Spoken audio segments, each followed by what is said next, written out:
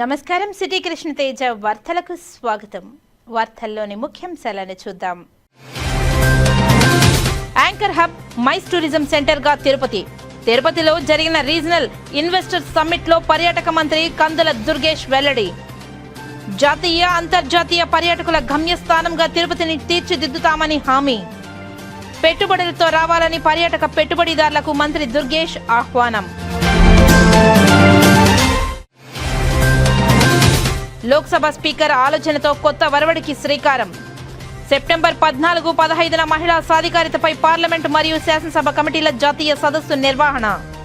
Media సమావేశంలో వివరాలను వెల్లడించిన ఆంధ్రప్రదేశ్ శాసన వ్యవస్థ సెక్రటరీ జనరల్ ప్రసన్న కుమార్ సూర్యదేవర. తిరుపతి జిల్లాలో ప్రతిష్టాత్మకంగా మొట్టమొదటి మహిళా సాధికారితపై పార్లమెంటు మరియు శాసనసభ కమిటీల జాతీయ సదస్సును విజయవంతం చేద్దాం. అధికారులతో సమీక్షా సమావేశంలో జిల్లా కలెక్టర్ డాక్టర్ ఎస్ వెంకటేశ్వర్.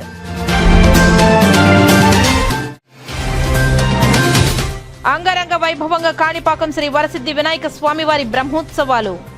కల్పవృక్ష వాహనంపై భక్తులను కటాక్షించిన సిద్ధి బుద్ధి సమేత వినాయక స్వామివారు. ఇక వార్తల్లోని వివరాలను చూద్దాం. తిరుపతిని యాంకర్ హబ్గా చేసి జాతీయ అంతర్జాతీయ పర్యాటకుల గమ్యస్థానంగా తీర్చిదిద్దుతామని రాష్ట్ర పర్యాటక సాంస్కృతిక సినిమాటోగ్రఫీ మంత్రి కందుల దుర్గేష్ అన్నారు. రాష్ట్రంలో పర్యాటక రంగాన్ని బలోపేతం చేయడం, ప్రైవేటు పెట్టుబడులు ఆకర్షించడమే లక్ష్యంగా శుక్రవారం తిరుపతిలోని తాజ్ హోటల్లో పర్యాటక మంత్రి కందుల దుర్గేష్ అధ్యక్షతన రీజనల్ టూరిజం ఇన్వెస్టర్స్ సమ్మిట్ జరిగింది. ఈ సందర్భంగా మంత్రి కందుల దుర్గేష్ రాష్ట్రంలో జరుగుతున్న పర్యాటక రంగ అభివృద్ధి, పెట్టుబడులు పెట్టేందుకు ఉన్న అవకాశాలు, పర్యాటక రంగానికి పారిశ్రామిక హోదా కల్పన, నూతన పర్యాటక పాలసీ 2024-29, పర్యాటక భూ కేటాయింపుల విధానం తదితర పర్యాటక రంగానికి కూటమి ప్రభుత్వం అందిస్తున్న ప్రోత్సాహాన్ని, కేంద్ర ప్రభుత్వ సహకారాన్ని, పర్యాటకంగా తిరుపతిలో ఉన్న అవకాశాలను వివరించారు. అదేవిధంగా మంత్రి దుర్గేష్తో పాటు పర్యాటక శాఖ ఉన్నతాధికారులు అజయ్ జైన్, అమ్రాపాలి ఖాటాలు, కొత్త పెట్టుబడులు ప్రతిపాదన, తిరుపతిని కొత్త ఐఎన్సీ గమ్యస్థానంగా ప్రోత్సహించడం, కార్వాన్ టూరిజం, హౌస్ బోట్లు, హోమ్ స్టే, అడ్వెంచర్ టూరిజం, ఎక్స్పీషియన్స్ సెంటర్తో పాటు టూర్ ప్యాకేజీలు అనుసంధానం, టూరిజం కొత్త పాలసీలపై సమ్మిట్లో పవర్ పాయింట్ ప్రజెంటేషన్ ఇచ్చారు. అనంతరం మంత్రి కందుల దుర్గేష్ ఇన్వెస్టర్లతో, హోమ్ స్టే ఆపరేటర్లతో ప్రత్యేకంగా చర్చలు జరిపారు. పర్యాటక రంగ ఉన్నతాధికారులు, ఇతర అధికారుల పనితీరును మంత్రి కందుల దుర్గేష్ ప్రశంసించారు. పెట్టుబడిదారులకు సరైన మార్గదర్శకత్వం అందించేందుకు టూరిజం టీం నిత్యం అందుబాటులో ఉంటుందని తెలిపారు. పర్యాటక రంగ అభివృద్ధికి CM Nara Chandrababu Naidu, deputy CM Pawan కళ్యాణ్ను తగిన ప్రోత్సాహం అందిస్తున్నట్లు మంత్రి దుర్గేష్ స్పష్టం చేశారు. ఏడాది కాలంలోనే దాదాపు 12,000 కోట్లు పర్యాటక పెట్టుబడులు సాధించామంటే ఇన్వెస్టర్లలో ప్రభుత్వంపై ఉన్న విశ్వాసం స్పష్టమవుతుందని మంత్రి దుర్గేష్ అన్నారు. ఇది సామాన్య విషయం కాదని తెలిపారు. ఈ సందర్భంగా రాయలసీమను సస్యశ్యామలం చేసేందుకు, పర్యాటక రంగంలో పెట్టుబడి పెట్టేందుకు పెట్టుబడులతో రండి అని పర్యాటక పెట్టుబడిదారులకు మంత్రి దుర్గేష్ ఆహ్వానం పలికారు. కూటమి ప్రభుత్వం అండగా ఉంటుందని భరోసా ఇచ్చారు. ఈ సందర్భంగా మంత్రి దుర్గేష్ మాట్లాడుతూ రాయలసీమ ప్రాంతంలో టెంపుల్ టూరిజంకు ప్రఖ్యాతిగాంచిన తిరుపతి లాంటి పవిత్ర పుణ్యక్షేత్రంలో రీజనల్ ఇన్వెస్టర్స్ సమ్మిట్ నిర్వహించి ప్రసంగించడం సంతోషంగా ఉందని తెలిపారు. ఇప్పటికే విశాఖపట్నం, విజయవాడలో ఈ తరహా రీజనల్ ఇన్వెస్టర్స్ సమ్మిట్లో నిర్వహించి స్థానికంగా పర్యాటక రంగంలో ఉన్న అవకాశాలను వెల్లడించామని తెలిపారు. తద్వారా ఔత్సాహిక పారిశ్రామికవేత్తలను పెట్టుబడులకు ఆహ్వానించామని తెలిపారు. ఇప్పటికే కొన్ని కార్యక్రమాలకు శ్రీకారం చుట్టినట్లు గుర్తు చేశారు. రాయలసీమలో ప్రత్యేకించి తిరుపతిలో టెంపుల్ టూరిజంతో పాటు స్థానికంగా ఉన్న ప్రకృతి సౌందర్య ప్రాంతాలను, వాటర్ ఫాల్స్, టైగర్ రిజర్వర్, పర్యాటకులను ఆకర్షిస్తున్న వివిధ పర్యాటక ప్రదేశాలను, పురాతన కట్టడాలు, చారిత్రాత్మక కోటలకు విస్తృత ప్రచారం కల్పించి మరింత అభివృద్ధి చేయాల్సిన అవసరం ఉందని మంత్రి దుర్గేష్ అన్నారు. అంతేకాక వీటన్నిటిని కలిపి టూరిజం సర్క్యూట్గా చేయాలన్నదే తమ ఉద్దేశమని తెలిపారు. అందులో భాగంగా కార్యాచరణ ప్రణాళిక రూపొందిస్తున్నామని తెలిపారు. తిరుమల దర్శనానికి వచ్చే భక్తుడు యాత్రికుడుగా మారి 2-3 రోజులు ఇక్కడే ఉండి సమీపంలోని ఇతర పర్యాటక ప్రాంతాలకు దర్శించేలా ప్రణాళిక రూపొందించామని మంత్రి దుర్గేష్ తెలిపారు. నేలపట్టులోని పక్షుల విహార కేంద్రాలను కలుపుతూ టూరిజం సర్క్యూట్ ఏర్పాటు చేస్తున్నామని తెలిపారు. తద్వారా పర్యాటక పురోగతితో పాటు ఉపాధి అవకాశాలను బలోపేతం చేయాలన్నదే తమ లక్ష్యమని తెలిపారు. స్థానిక పర్యాటకులతో పాటు ఇతర ప్రాంత పర్యాటకులను ఆకర్షించే అంశంపై దృష్టి సారించామని తెలిపారు. తిరుమల తిరుపతి దేవస్థానంతో కలిసి పర్యాటకంగా కొన్ని కార్యక్రమాలు చేపట్టగలిగితే డెస్టినేషన్ వెడ్డింగ్కు అవసరమైన కళ్యాణ మండపాలు, సదుపాయాలు కల్పించేందుకు అవకాశం ఉంటుందని భావిస్తున్నామని తెలిపారు. క్యారవాన్ టూరిజంకు విస్తృత స్పందన వస్తుందని మంత్రి దుర్గేష్ అన్నారు. ఏపీలో క్యార్వాన్ టూరిజం ఏర్పాటు చేయనున్నామని తెలిపారు. తద్వారా పర్యాటకులకు వసతి సౌకర్యం కలుగుతుందని తెలిపారు. రాయలసీమలోని శేషాచలం అడవుల్లో adventure tourism, water sports, trekking తదితర ప్రక్రియను ప్రవేశపెడితే బాగుంటుందని ఆలోచిస్తున్నామని తెలిపారు. ఎర్రచంద్రం లభిస్తున్న ఈ ప్రాంతంలో ఎక్స్పీషియస్ సెంటర్ ఏర్పాటుకు ప్రణాళిక చేస్తున్నామని తెలిపారు. అల్లూరి సీతారామరాజు జిల్లా తర్వాత అత్యధిక అడవులున్న ప్రాంతంగా పేరుగాంచిన తిరుపతి అటవీ ప్రాంతంలో ఏకో టూరిజం అభివృద్ధి చేస్తామని తెలిపారు. విదేశీ పర్యాటకులు హోమ్ స్టేలో ఉండేందుకు ఎక్కువ ఆసక్తి చూపిస్తారని తెలిపారు.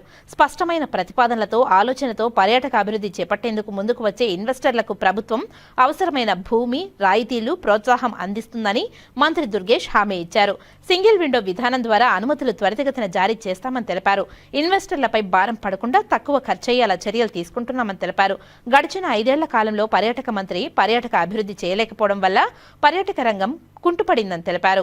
పర్యాటకాన్ని పట్టించుకోకపోవడం వల్ల రతనాల సీమగా ఉండాల్సిన రాయలసీమ ఎలా మారిందో చూస్తున్నారని తెలిపారు. గత ప్రభుత్వ హయాంలో పర్యాటక పెట్టుబడులు శూన్యమని తెలిపారు. ఋషికొండను మాత్రం రాజ్య ప్రసాదంగా తీర్చిదిద్దారని తెలిపారు. ఈ కార్యక్రమంలో హోమ్ స్టే పర్యాటక పాలసీకి సంబంధించిన మార్గదర్శకాలను ఎండీ ఆమ్రాపాలి కాటా ఇన్వెస్టర్లకు వివరించారు. Stamp duty, reimbursement, land conversion ఛార్జీలు, క్వాలిటీ సర్టిఫికేట్స్, పవర్ ఛార్జీలు, జీఎస్టీ తదితర అంశాలను వివరించారు.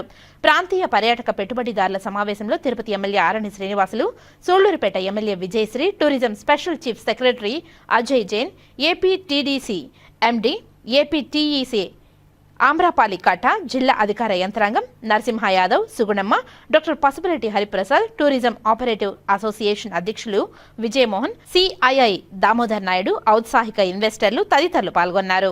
ఆంధ్రప్రదేశ్ రాష్ట్ర ప్రభుత్వం కూటమి నేతృత్వంలో ముఖ్యమంత్రి చంద్రబాబు నాయుడు గారు, ఉప ముఖ్యమంత్రి పవన్ కళ్యాణ్ గారు ఆంధ్రప్రదేశ్ రాష్ట్ర పర్యాటక రంగానికి ఇచ్చినటువంటి వెసులుబాటు కానివ్వండి, ప్రోత్సాహం కానివ్వండి, ముఖ్యంగా ముఖ్యమంత్రి చంద్రబాబు నాయుడు గారు అధికారంలోకి వచ్చిన వెంటనే ప్రకటించినటువంటి నూతన పర్యాటక పాలసీ 2024-29, అదేవిధంగా పర్యాటక రంగానికి పరిశ్రమ హోదా కల్పించడం, ఈ అంశాల వల్ల ఆంధ్రప్రదేశ్ రాష్ట్రంలో ఇవాళ పర్యాటక రంగం పరుగులు తొడుతున్నటువంటి సందర్భాన్ని మనం గుర్తించాం. ముఖ్యంగా విశాఖపట్నం, విజయవాడ ప్రాంతాల్లో ఈ తరహా పెట్టుబడిదారుల సదస్సును ఏర్పాటు చేసుకుని ఇప్పుడు రాయలసీమ జిల్లాల్లో తిరుపతి ప్రాంతంలో ఈ కార్యక్రమాన్ని ఏర్పాటు చేసుకోవడం జరిగింది. ఈ కార్యక్రమం యొక్క ప్రధానమైన ఉద్దేశం ప్రభుత్వం ఇస్తున్నటువంటి సహకారాన్ని అందిపుచ్చుకుని పబ్లిక్ ప్రైవేట్ పార్ట్నర్షిప్ విధానంలో పెట్టుబడిదారులు ముందుకొచ్చి కేవలం రిలీజియస్ టూరిజం వరకే పరిమితమైనటువంటి ఈ ప్రాంతంలో దానికి మించి ఇతరత్ర పర్యాటక కార్యక్రమాలు ఏవైతే ఉన్నాయో, అది ఎకో టూరిజం కానివ్వండి, హెలీ టూరిజం కానివ్వండి, వెల్నెస్ టూరిజం కానివ్వండి, అదేవిధంగా అడ్వెంచర్ టూరిజం కానివ్వండి, ఇలాంటి రకరకాల టూరిజం యాక్టివిటీస్లో దాంతోపాటు వసతి సౌకర్యాలను ఏర్పాటు చేసేటువంటి కార్యక్రమాల్లో ఎవరైతే ఔత్సాహిక పెట్టుబడిదారులు ముందుకు వస్తారో వారికి సహకారాన్ని అందించి ప్రభుత్వ పరంగా ఇన్సెంటివ్స్ ఇచ్చి తద్వారా ఈ ప్రాంతాన్ని రిలీజియస్ టూరిజంతో పాటు ఇతరతర టూరిజంలో కూడా అభివృద్ధి చేయడానికి వీలుగా ఈ సదస్సును ఏర్పాటు చేయడం జరిగింది. తక్కువ సమయంలో సమాచారం ఇచ్చినప్పటికీ కూడా పెద్ద ఎత్తున పెట్టుబడిదారులు కానివ్వండి, ఇతరతర ఔత్సాహికులు కానీ రావడం జరిగింది. వీరందరికీ ఒకటే చెప్తున్నాం, ప్రభుత్వం పూర్తి స్థాయిలో మీకు సహకరించడానికి సిద్ధంగా ఉంది. మీరు పెట్టుబడులతో ముందుకు రండి. ఒక పక్కన మీకు అవసరమైనటువంటి ల్యాండ్ పార్సిల్ ఇవ్వడం కానివ్వండి, దాంతోపాటు ప్రభుత్వ పరంగా ఇచ్చేటువంటి ఇన్సెంటివ్స్ ఏవైతే ఉన్నాయో, ఇండస్ట్రీ స్టేటస్ ఇవ్వడం వల్ల ఎస్జిఎస్డి రీఎంబర్స్మెంట్ కానివ్వండి, లేకపోతే పవర్ ఛార్జెస్ విషయంలో రీఎంబర్స్మెంట్ కానివ్వండి, ఇతరత్ర ఏవైతే పొందుపరిచామో వాటన్నిటిని మీకు అందిస్తాం, మీరు ముందుకు రండి అని చెప్పి ఆహ్వానించడానికి ఈ కార్యక్రమాన్ని ఏర్పాటు చేసాం. ఇందులో భాగంగా ఇవాళకే మేము రమారమి 12,000 కోట్ల రూపాయల పెట్టుబడులు మన విజయవాడలో జరిగినటువంటి సదస్సులో పెట్టుబడిదారులు ముందుకు వచ్చారు. వారందరితో ఎంఓయూలు చేసుకున్నాం. అదేవిధంగా ఇవాళ మధ్యాహ్నం నుంచి 1-to-1 కూర్చుని ఇక్కడికి వచ్చినటువంటి పెట్టుబడిదారులతో మాట్లాడి వారు ఏ రకమైనటువంటి కార్యక్రమాలు చేపడుతున్నారనేటువంటి దాన్ని తీసుకుని వారికి సహకారాన్ని ఇచ్చి వాటన్నింటిని కూడా పట్టాలు ఎక్కించే విధంగా కార్యక్రమాలను ఏర్పాటు చేయడానికి ఇవాళ ఈ సదస్సుని ఏర్పాటు చేసుకోవడం జరిగింది. చాలా ఉత్సాహంగా అందరూ ముందుకొచ్చారు. ప్రజాప్రతినిధులు కూడా పెద్ద ఎత్తున విచ్చేశారు. అందరం కలిసి అధికారులు, ప్రజాప్రతినిధులు, పెట్టుబడిదారులు అందరం కలిసి ఈ ప్రాంతాన్ని కేవలం రిలీజియస్ టూరిజం వరకు పరిమితం కాకుండా ఇతరత్ర ఏవైతే ఉన్నాయో మనకి వాటన్నిటినీ కూడా డెవలప్ చేయడానికి ముందుకు వెళ్దామనేటువంటి మాటని వాళ్ళు తెలియజేస్తూ ఉన్నాం. దాంతోపాటు మాకు వచ్చినటువంటి కొత్త రకమైనటువంటి విధానాల్లో గత ప్రభుత్వం ఏనాడు కూడా ₹1 ఖర్చు పెట్టలేదు పర్యాటక రంగం మీద. పెట్టుబడిదారులు ఎవరన్నా వస్తే వాళ్ళని నిరాశపరిచింది తప్పితే ఎక్కడా కూడా వాళ్ళని ప్రోత్సాహపరిచేటువంటి కార్యక్రమాలు చేపట్టలేదు. ఈ ప్రాంతానికి చెందినటువంటి పర్యాటక శాఖ మంత్రి ఆ రోజు ఉన్నప్పటికీ కూడా, ఈ ప్రాంతానికి చెందినటువంటి అనేక మంది నాయకులు ఉన్నప్పటికీ కూడా ఏనాడు కూడా ఈ ప్రాంతంలో పర్యాటక రంగాన్ని అభివృద్ధి చేయాలని ఆలోచన చేయలేదు. దాంతోపాటు మనకి ఈ ప్రాంతంలో ఉన్నటువంటి అనేక సుందరమైన ప్రదేశాలు, నేలపట్టు కానివ్వండి, తలకోన కానివ్వండి, ఫ్లెమింగో ఫెస్టివల్ క్రితం సంవత్సరం అక్కడ సుళ్ళూరుపేట ఎమ్మెల్యే గారి నేతృత్వంలో చేశాం. అదేవిధంగా ఈ ప్రాంతంలో కూడా మళ్ళీ ఇతరత్ర కార్యక్రమాలను చేపట్టి ఫెస్టివల్స్ని ఏర్పాటు చేసి ఆ ఫెస్టివల్స్ ద్వారా మరింత మంది పెట్టుబడిదారులను ఆకర్షించి తద్వారా పర్యాటక రంగాన్ని పరుగులు పెట్టించాలనేటువంటి ఆలోచనతో మేము ఉన్నాం. ఇవన్నీ చూసి ఓర్వలేనటువంటి పరిస్థితుల్లో వైఎస్ఆర్ కాంగ్రెస్ పార్టీకి చెందినటువంటి నాయకులు అవాకులు చవాకులు పేలుతున్నారు. ఓ పక్కన పర్యాటక రంగం విషయంలో కానివ్వండి, యూరియా విషయంలో కానివ్వండి, లేకపోతే తిరుపతి దేవస్థానం విషయంలో కానివ్వండి, మెడికల్ కాలేజీల విషయంలో కానివ్వండి, వీటన్నిటినీ ఇవాళ ఎంత అభివృద్ధి చేస్తున్నటువంటి ప్రభుత్వం మీద బురద జల్లాలనేటువంటి ప్రయత్నాన్ని ప్రజలు గమనిస్తూ ఉన్నారు. వాళ్ళందరినీ చీకొట్టారు. ఇప్పటికే మళ్ళీ కూడా చీకొట్టించుకునే పరిస్థితి వాళ్ళు తెచ్చుకుంటున్నారు అనేటువంటి మాటని ఈ సందర్భంగా తెలియజేస్తూ పెట్టుబడిదారులకి పూర్తి స్థాయిలో సహకారం అందించి ఈ ప్రాంతాన్ని పర్యాటక రంగంలో వృద్ధి చేయడానికి కూటమి ప్రభుత్వం కట్టుబడి ఉందనేటువంటి మాటని మరొకమారు తెలియజేసుకుంటూ సెలవు తీసుకుంటాం. చెప్పారు కదా, స్పీకర్ గారు చెప్పారు స్పష్టంగా, మీరు ప్రజాధనాన్ని మీ జీతాలుగా తీసుకుంటున్నారు ఎమ్మెల్యేలు అయినందుకు. అదేవిధంగా అసెంబ్లీ నడపడానికి బోలంత ఖర్చు అవుతుంది. దీంట్లో భాగంగా మీరు బాధ్యత కలిగినటువంటి ప్రజాప్రతినిధులు అయితే మీరు జీతాలు తీసుకుంటున్నారు కనుక ఖచ్చితంగా అసెంబ్లీలోకి వచ్చి ప్రజా సమస్యలు ఏమైనా ఉంటే ఎలుగెత్తి చాటండి. మీ ప్రాంతంలో ప్రజలు మిమ్మల్ని ఎమ్మెల్యేలుగా ఎన్నుకున్నది ఎందుకు? వారి వారి ప్రాంతంలో ఉన్నటువంటి ప్రజా సమస్యల్ని అసెంబ్లీ వేదికగా గళవెత్తుతారనేటువంటి ఉద్దేశంతో మిమ్మల్ని అసెంబ్లీకి పంపారు. 11 మందే కావచ్చు, వాళ్ళని పంపించారు. ఆ 11 మంది వచ్చి మాట్లాడాలి కదా. జీతాలు అయితే తీసుకుంటారా? మీకు ప్రతిపక్ష హోదా ఇస్తాయని తీసుకుంటా ఉంటే ప్రతిపక్ష హోదా ఇవ్వటానికి దానికి ఓ రిక్వైర్డ్ నెంబర్ ఆఫ్ సీట్లు రావాలి. అవి రాలేదు. గతంలో మీరేమన్నారు? ఇవాళ ముఖ్యమంత్రి అయినటువంటి ఆనాటి ప్రతిపక్ష నాయకులు చంద్రబాబు నాయుడు గారికి ప్రతిపక్ష హోదా ఇవ్వాలంటే ఆ నెంబర్ లేదు కాబట్టి ఇవ్వననేటువంటి మాట మీరు చెప్పారు. ఇవాళ సిగ్గు లేకుండా బరితెగించి మాకు ప్రతిపక్ష హోదా ఇస్తేనే మేము అసెంబ్లీకి వస్తామని చెప్తే అది మీ యొక్క విద్యుత్కే వదిలేస్తున్నాం. ఇవాళ ప్రజలందరూ కూడా అందుకే మిమ్మల్ని చేత్కరిస్తున్నారు. వారు అధికారంలోకి వచ్చేది లేదు, ఈ పెట్టుబడిదారులు చేసేది ఏమీ లేదు. ఎటు ఇవాళ మీకు ఖచ్చితంగా చెబుతున్నాం, పబ్లిక్ ప్రైవేట్ పార్ట్నర్షిప్ అంటే అది ప్రైవేట్కి ఇచ్చేసేది కాదు. ఇక్కడ పబ్లిక్ ఉంది, ప్రైవేట్ ఉంది. అంటే కేవలం పూర్తి స్థాయిలో పబ్లిక్ మాత్రమే కాకుండా గవర్నమెంట్ మాత్రమే కాకుండా ప్రైవేట్ వారిని కూడా భాగస్వాములు చేసి ఎఫెక్టివ్గా వాటిని ఆ మెడికల్ కాలేజీలు నిర్మించడం. ఇవాళ మీరు చూడండి, వాళ్ళు పాలకొల్లో నిర్మించాం, మరో చోట నిర్మించాం, నంద్యాలలో పెట్టాం మెడికల్ కాలేజ్ అన్నారు. ఎక్కడైనా ఒక తట్టెడు మట్టి పోసారేమో అడగండి, ఒక ఇటుక పేర్చారేమో అడగండి. ఎక్కడా కూడా ఏమీ చేయకుండా మేము చాలా చేసేసామంటున్నారు. ఇవాళ ఈ ప్రభుత్వం కట్టుబడి ఉంది. 22 మెడికల్ కాలేజీలు అత్యద్భుతంగా తయారు చేయడానికి ముఖ్యమంత్రి గారు సిద్ధంగా ఉన్నారు. ముఖ్యమంత్రి గారి నేతృత్వంలో పబ్లిక్ ప్రైవేట్ పార్ట్నర్షిప్లో 100% మేము మెడికల్ కాలేజీలు నిర్మిస్తాం, ప్రజలకు అందుబాటులోకి తీసుకొస్తాం, పేద ప్రజలకు వైద్య విద్యను అందించడానికి కట్టుబడి ఉంటామని. దీని మీద మేధోమథనం జరుగుతుంది. ఎక్కడైతే అవాంఛనీయంగా ఉండేటువంటి సంఘటనలు ఉన్నాయో, లేకపోతే అశ్లీలమైనటువంటి విషయాలు ఉన్నాయో, లేకపోతే అబ్యూజివ్ లాంగ్వేజ్ వాడుతున్నారో వాటన్నింటినీ కట్టేలు చేయడానికి వీలుగా ఒక ప్రత్యేకమైన పాలసీ అవసరం అనేటువంటి భావన అందరిలోనూ ఉంది. దాని త్వరలోనే సమగ్ర స్వరూపం వస్తుంది. వచ్చిన తర్వాత దాన్ని పిలిపించాం. అంటే స్థానిక సంస్థల ఎన్నికల్లో కూడా ఈవీఎంలు వాడేటువంటి మన ఎలక్షన్ కమిషనర్ గారు నీలం సాహ్ని గారు అన్నారు, మోడర్న్ ఈవీఎంలతోటి లోకల్ బాడీస్ ఎలక్షన్లు కూడా కండక్ట్ చేస్తామనేటువంటి. అది ఎలక్షన్ కమిషన్ పరిధి కనుక వారు ఏం నిర్ణయిస్తారో తీసుకుంటాం. అంటే మీరు సిద్ధంగా ఉన్నారా? అంటే బ్యాలెట్ పేపర్ మనం ఎలాగా ఎన్నిక ఏదైనప్పటికీ కూడా ప్రజల యొక్క అభిష్టం మేరకు పరిపాలన చేస్తున్నాం కనుక ఈ కూటమికి పూర్తి స్థాయిలో నమ్మకం ఉంది. అది బ్యాలెట్టా లేకపోతే ఈవీఎం ఎలా జరిగినా కూడా ప్రజల స్పందన మాకు అనుకూలంగా ఉంటుందనే నమ్మకం మాకు ఉంది కనుక ఎలక్షన్ కమిషన్ ఏ నిర్ణయం తీసుకున్నా మేము సిద్ధంగా ఉన్నాం. మన విజయవాడలో జిఎఫ్ఎస్సి ఆ దాంట్లో ఒక పెద్ద వర్క్షాప్ ఆర్గనైజ్ చేసి ఇటువంటి లీడ్ చేసి ఈ రోజు ఇక్కడ రాయలసీమ ప్రాంతం సంబంధించిన తిరుపతిలో లీడ్ చేయడం జరుగుతూ ఉంది. మీ అందరికీ తెలుసు టూరిజం అనేది మనకు ఎకనామీకి చాలా ముఖ్యం. అందుకని ఈరోజు జిఎస్టీ గ్రోత్ అయితేనేది అదేవిధంగా ముఖ్యంగా ఎంప్లాయ్మెంట్. అందుకని ఈరోజు ప్రతి ఒక్కరు కూడా ఎంప్లాయ్మెంట్ అడుగుతున్నారు. ఒక డిపార్ట్మెంట్ ఎక్కడైతే మ్యాక్సిమం ఎంప్లాయ్మెంట్ ఆపర్చునిటీ ఉందో అది ఒక టూరిజం డిపార్ట్మెంట్. కాబట్టి దీనిని దృష్టిలో పెట్టుకొని గవర్నమెంట్ ముఖ్యమంత్రి గారు శ్రీ నారా చంద్రబాబు నాయుడు గారు టూరిజంకి ప్రత్యేకంగా ఇంపార్టెన్స్ ఇస్తుంటారు, మీ అందరికీ తెలుసు. కాబట్టి లాస్ట్ డిసెంబర్ మన కొత్త టూరిజం పాలసీ మనం తీసుకువచ్చాము, మీ అందరికీ ఐడియా ఉంటుంది.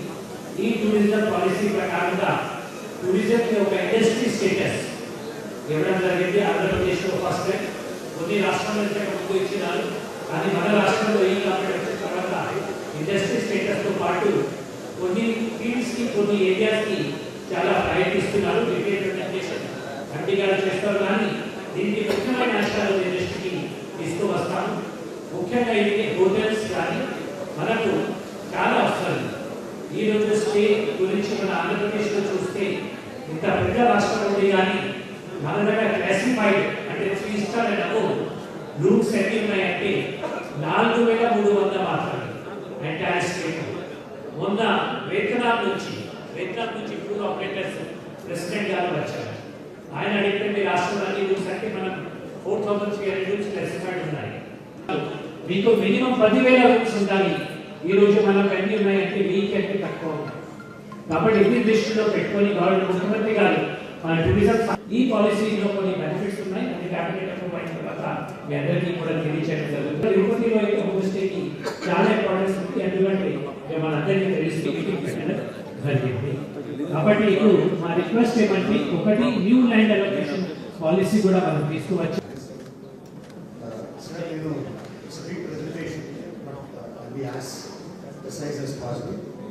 కొత్త టూరిజం పాలసీ వచ్చిన తర్వాత టూరిజంకి కూడా మనకి ఇండస్ట్రీ స్టేటస్ గౌరవ ముఖ్యమంత్రి గారు ఇవ్వడం జరిగింది. దాని ద్వారా గడిచిన 14-15 నెలల్లో విపరీతమైనటువంటి ఎంక్వైరీస్, అదేవిధంగా request, demand and investments started coming up, especially Tirupati district. చూస్తున్నట్టయితే ఆల్రెడీ డిస్ట్రిక్ట్ అడ్మినిస్ట్రేషన్ నుంచి ల్యాండ్ బ్యాంక్, ల్యాండ్ పూల్ని రెడీ చేస్తున్నాము. ఏ టైప్ ఆఫ్ హోటల్స్కి a type of land amusement parks పెట్టాలి, కన్వెన్షన్ సెంటర్స్ ఎటువంటి ల్యాండ్ పెట్టాలి అనేది చాలా ల్యాండ్స్ కూడా గుర్తించుకోవడం జరిగింది. ముఖ్యంగా మన తిరుపతి సిటీలో కూడా ఆవులాల, నామినేడు, సెటిపల్లి అవుట్స్కర్ట్స్ ఉన్న ల్యాండ్స్లో కూడా చాలా గుర్తించడం జరిగింది. మీరందరూ చూస్తున్నారు, లెమన్ ట్రీ ఆల్రెడీ స్టార్ట్ అవుతుంది. 3-4 months కోర్ట్యార్డ్ మ్యారేజ్ స్టార్ట్ అవుతుంది. అది త్వరలోనే నెక్స్ట్ 2-3 weeks మనకి నోవోటల్ హోటల్ కూడా మేబీ ఫౌండేషన్ ఫ్లోటింగ్ పాపులేషన్ తిరుపతిలో వస్తున్నారు. యావరేజ్ విజిటర్స్ టు తిరుమల చూసుకుంటే 60,000-65,000 పర్ డే. ఇది ఒక కనెక్ట్లా పెట్టుకొని సర్క్యూట్లా పెట్టుకుంటే ఖచ్చితంగా కూడా మనకి ఎంప్లాయ్మెంట్ పెరుగుతుంది. అదేవిధంగా స్టేట్కి కూడా చాలా ఉపయోగపడుతుంది. ఇప్పుడు చూసుకున్నట్టయితే కేవలం 18 to 19 hours మాత్రమే యావరేజ్గా ఎవరైనా తిరుపతి వచ్చిన వాళ్ళు స్టే చేస్తున్నారు, లెస్ దెన్ ఎ డే.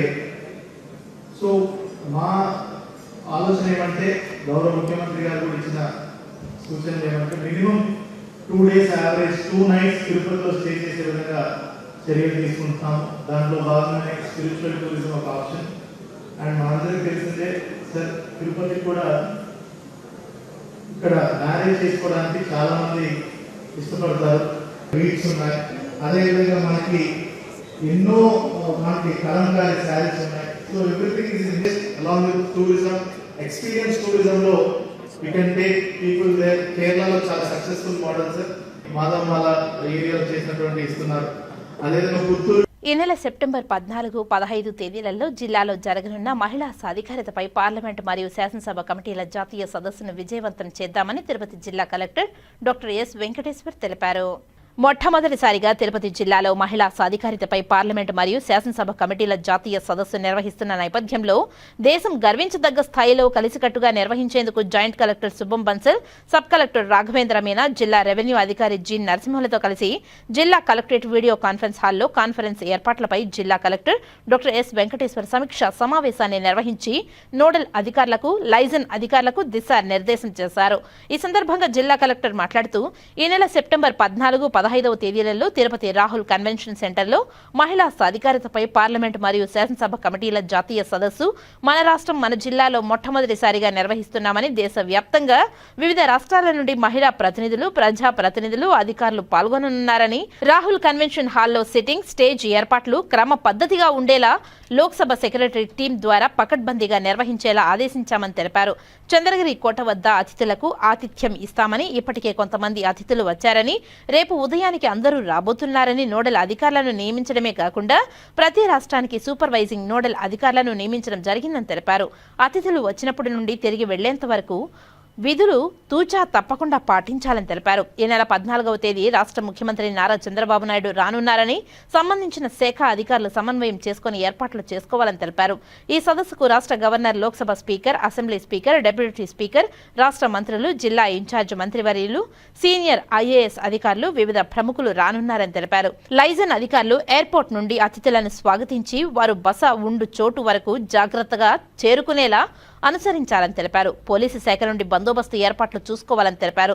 అతిథులకు తిరుమల, తిరుపతి, శ్రీకాళహస్తి దర్శనాల ఏర్పాట్లను సంబంధిత అధికారులు చూసుకోవాలని తెలిపారు. రాహుల్ కన్వెన్షన్ హాల్ వద్ద వైద్య అధికారులను ఏర్పాటు చేయాలని తెలిపారు. హోటల్ వద్ద అంబులెన్స్లు, వైద్య సిబ్బంది అందుబాటులో ఉండేలా చూడాలని తెలిపారు. విధులు కేటాయించిన సిబ్బంది తప్పనిసరిగా సాంప్రదాయ దుస్తులు ధరించి విధులు నిర్వర్తించాలని తెలిపారు. తిరుపతి జిల్లా యంత్రాంగం సమన్వయంతో కృషి చేసి ఈ కార్యక్రమాన్ని దిగ్విజయం చేద్దామని తెలిపారు. ఈ కార్యక్రమంలో Srikalahasti RDO Bhanuprakash Reddy, special deputy collector Devender Reddy, రోజ్మ్యాన్, జిల్లా అధికారులు, నోడల్ అధికారులు, లైసెన్ అధికారులు తదితరులు పాల్గొన్నారు. శ్రీకాళహస్తీశ్వర ఇంజనీరింగ్ కళాశాలను MLA Bojjala Sudheer Reddy, JNTU Anantapuram vice chancellor Sudarshan Rao పరిశీలించారు.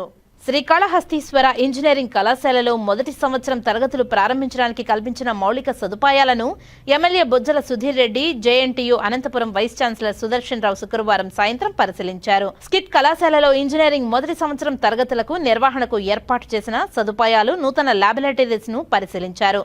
స్కిట్ కళాశాలలో ఈ విద్యా సంవత్సరం నుంచి తరగతులు ప్రారంభమవుతాయని, ఎలాంటి సందేహాలు పెట్టుకోవద్దని, 3వ విడత కౌన్సిలింగ్ లో స్థానిక విద్యార్థులందరూ స్కిట్ కళాశాలను ఆప్షన్ కింద నమోదు చేసుకోవాలని JNTU Anantapuram vice chancellor Sudarshan Rao తెలిపారు. స్కిట్ కళాశాలలో తరగతుల నిర్వహణకు సిద్ధం చేసిన తరగతి గదులను, డిజిటల్ ల్యాబొరేటరీస్, కంప్యూటర్ ల్యాబొరేటరీలను తనిఖీ చేసి తగు సూచనలు చేశారు. హాస్టల్ వసతి సౌకర్యాలు పరిశీలించి మౌలిక సదుపాయాల కల్పనపై సంతృప్తి వ్యక్తం చేశారు.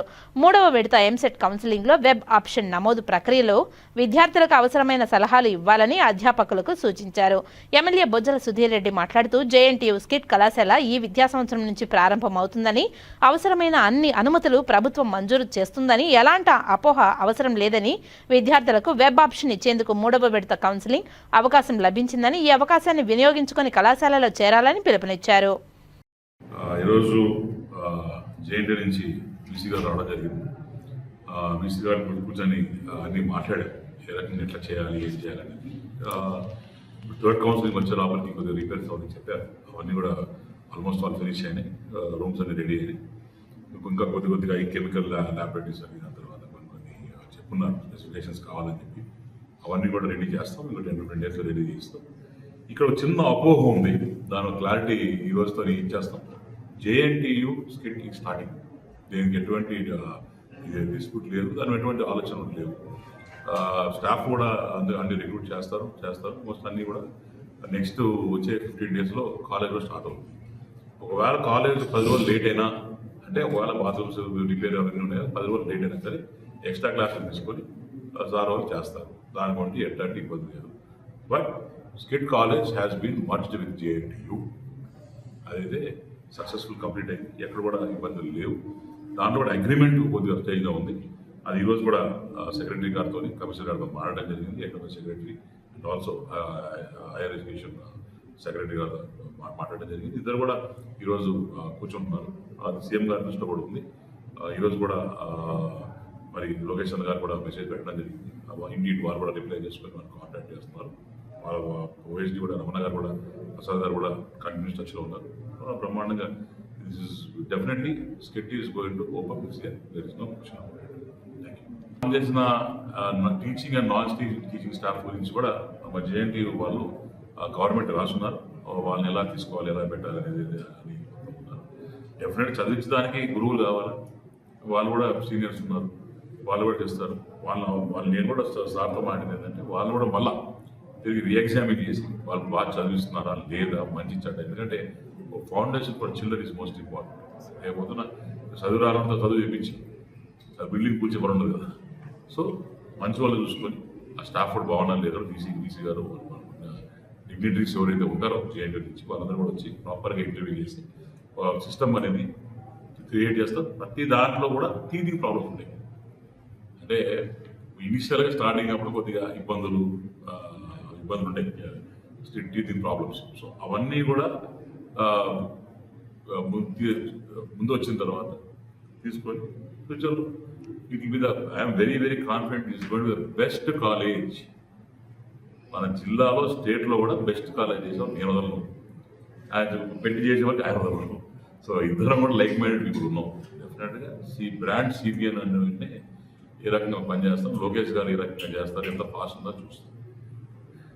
ఎంతోమంది విమర్శలు చేశారు, కానీ ఇది ఒక చరిత్ర.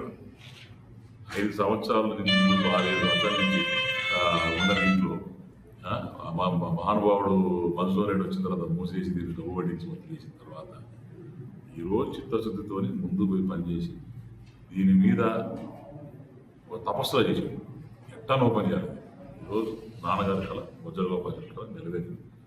తప్పకుండా వచ్చే 3rd కౌన్సిలింగ్ తర్వాత బ్రహ్మాండంగా స్కిట్ కాలేజ్ మళ్ళీ తిరిగి ప్రారంభం. జేఎన్టీయూ స్కిట్ కళాశాలను సందర్శించడం కోసం నేను అనంతపురం నుంచి రావడం జరిగింది.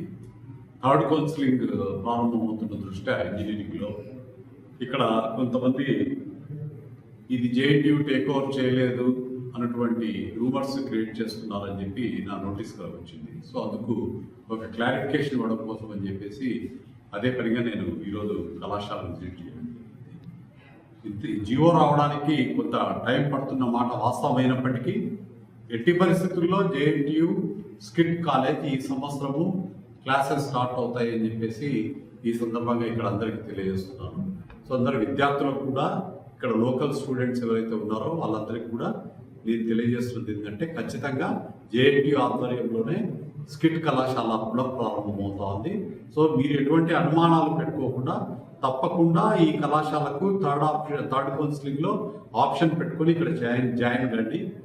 మీరు ఎంతమంది ఎక్కువ మంది జాయిన్ అయితే ఈ సంవత్సరమే మనము మంచిగా రిజల్ట్స్ చూపించడానికి మనకు మంచి అవకాశం ఉంటుంది. కాబట్టి లోకల్ స్టూడెంట్స్ అందరికీ నేను ఇది విజ్ఞప్తి చేస్తున్నాను.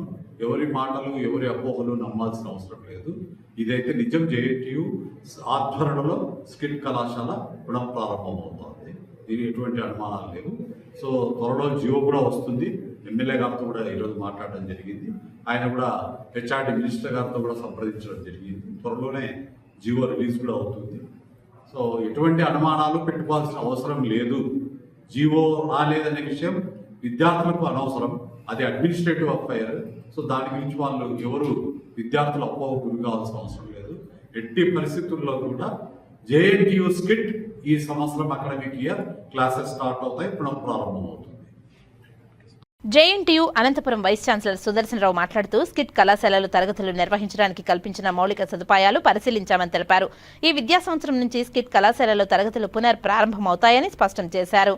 విలీన ప్రక్రియకు సంబంధించిన జీవోపై ఎలాంటి అపోహలు అవసరం లేదని, ప్రభుత్వం అడ్మినిస్ట్రేటివ్ గ్రాడింగ్లో భాగంగా జీవోలు వస్తాయని, వాటిపై విద్యార్థులు వారి తల్లిదండ్రులకు ఎలాంటి ఆందోళన అవసరం లేదని, 100కి 100 జేఎన్టీయూలో విలీనమైన స్కిట్లో మొదటి సంవత్సరం తరగతులను 3వ విడత కౌన్సిలింగ్ అనంతరం ప్రారంభమవుతాయని స్పష్టం చేశారు. 3వ విడత ఎంసెట్ కౌన్సిలింగ్లో స్థానిక విద్యార్థులు అందరూ స్కిట్ కళాశాలను ఆప్షన్గా ఎన్నుకోవాలని సూచించారు. విద్యార్థులకు అవసరమైన హాస్టల్ వసతి, భవనం ఇవ్వడానికి దేవస్థానం ఈవో అంగీకరించారని, హాస్టల్ సౌకర్యం కూడా కల్పిస్తున్నామని, విద్యార్థులు స్కిట్ కళాశాలలో చేరడానికి ముందుకు రావాలని పిలుపునిచ్చారు. ఈ యాప్సెట్ 3rd కౌన్సిలింగ్ స్టార్ట్ అవుతున్న సందర్భంగా స్కిట్ కళాశాలను సందర్శించడం కోసం నేను ఈరోజు అనంతపురం నుంచి రావడం జరిగింది. థర్డ్ కౌన్సిలింగ్లో ఈ స్కిట్ కళాశాలకు లోకల్ స్టూడెంట్స్ అందరూ ఆప్షన్స్ ఇవ్వాలని చెప్పేసి ఈ సందర్భంగా నేను విజ్ఞప్తి చేస్తున్నా. ఇక్కడ కొంత అపోహలు కొంతమందికి వచ్చాయి, ఇది ఈ సంవత్సరం ప్రారంభమవుతుందా లేదా అని. సో దాన్ని క్లారిఫై చేయడం కోసము ఈ సందర్భంగా అందరికీ చెప్తున్నది ఏంటంటే, ఎట్టి పరిస్థితుల్లో కూడా స్కిట్ కళాశాల ఈ సంవత్సరం జేఎన్టీయూ ఆధ్వర్యంలో పునఃప్రారంభమవుతుంది. త్వరలోనే థర్డ్ కౌన్సిలింగ్ తర్వాత క్లాసెస్ వరకు కూడా బిగిన్ చేస్తాము. ఇప్పుడు ఆల్రెడీ ఈ ఫస్ట్ ఇయర్ నడపడానికి కావాల్సినటువంటి ల్యాబొరేటరీ ఫెసిలిటీస్, క్లాస్ రూమ్స్, ఇతర ఫెసిలిటీస్ ఈరోజు మేము పర్యవేక్షించడం జరిగింది. వాటికి కావాల్సింది కూడా లోకల్ ఎమ్మెల్యే సుధీర్ రెడ్డి గారితో కూడా డిస్కస్ చేయడం జరిగింది. సో ఈ సౌకర్యాలన్నింటినీ కూడా త్వరలోనే పూర్తి చేసి కళాశాలను పునఃప్రారంభిస్తామని చెప్పి ఈ సందర్భంగా విద్యార్థులకు తెలియజేస్తున్నాం. తల్లిదండ్రులు, విద్యార్థులందరికీ మనవి ఏంటంటే, ఎటువంటి జీవో అనేది అడ్మినిస్ట్రేటివ్ అఫైర్ అండి, అది వస్తుంది. దాని గురించి మనం వరి కావాల్సిన పని లేదు. బట్ ఈ లోపల మనము థర్డ్ కౌన్సిలింగ్ పూర్తవుతుంది కాబట్టి విద్యార్థులందరూ కౌన్సిలింగ్లో ఆప్షన్స్ తీసుకొని రెడీ ఉండాలి. జీవో అఫైర్ అది మాకు వదిలేయండి, మేము చూసుకుంటాం. ఆ ఫ్యాకల్టీ అవసరం ఉన్న ఫ్యాకల్టీని మేము రిక్రూట్ చేసుకోవాలా, లేకుంటే ఉన్న వాళ్ళని తీసుకోవాలా, ఇవన్నీ కూడా మాకు డైరెక్షన్స్ వస్తాయి జీవోలో. సో దాన్ని బట్టి మేము నిర్ణయం తీసుకుంటాం. హాస్టల్ ఫెసిలిటీ గురించి కూడా నేను ఈఓ గారితో మాట్లాడాను. ఆయన కూడా ఇప్పుడు నర్సింగ్ హాస్టల్ నడుపుతున్నారు, బట్ దాంట్లో ఒక ఫ్లోర్ ఇంజనీరింగ్ స్టూడెంట్స్కి ఇవ్వడానికి ఆయన కూడా ఒప్పుకున్నారు. సో అది ఎటువంటి ప్రాబ్లం లేదు, హాస్టల్ ఫెసిలిటీ కూడా ప్రొవైడ్ చేస్తాం. శ్రీకాళహస్తీశ్వరిని central minister SP Singh Badal దర్శించుకున్నారు. ఆలయ అధికారులు దర్శన ఏర్పాట్లను చేశారు. శ్రీకాళహస్తీశ్వర ఆలయానికి కేంద్ర మత్స్య పశుసంవర్ధక శాఖ మంత్రి ఎస్పీ సింగ్ బాదల్ విచ్చేశారు. వీరికి ఆలయ అధికారులు స్వాగతం పలికి దర్శన ఏర్పాట్లను చేశారు. అనంతరం రాహుకేతు సర్పదోష నివారణ పూజలను చేయించుకుని ప్రత్యేక పూజలు జరుపుకున్నారు.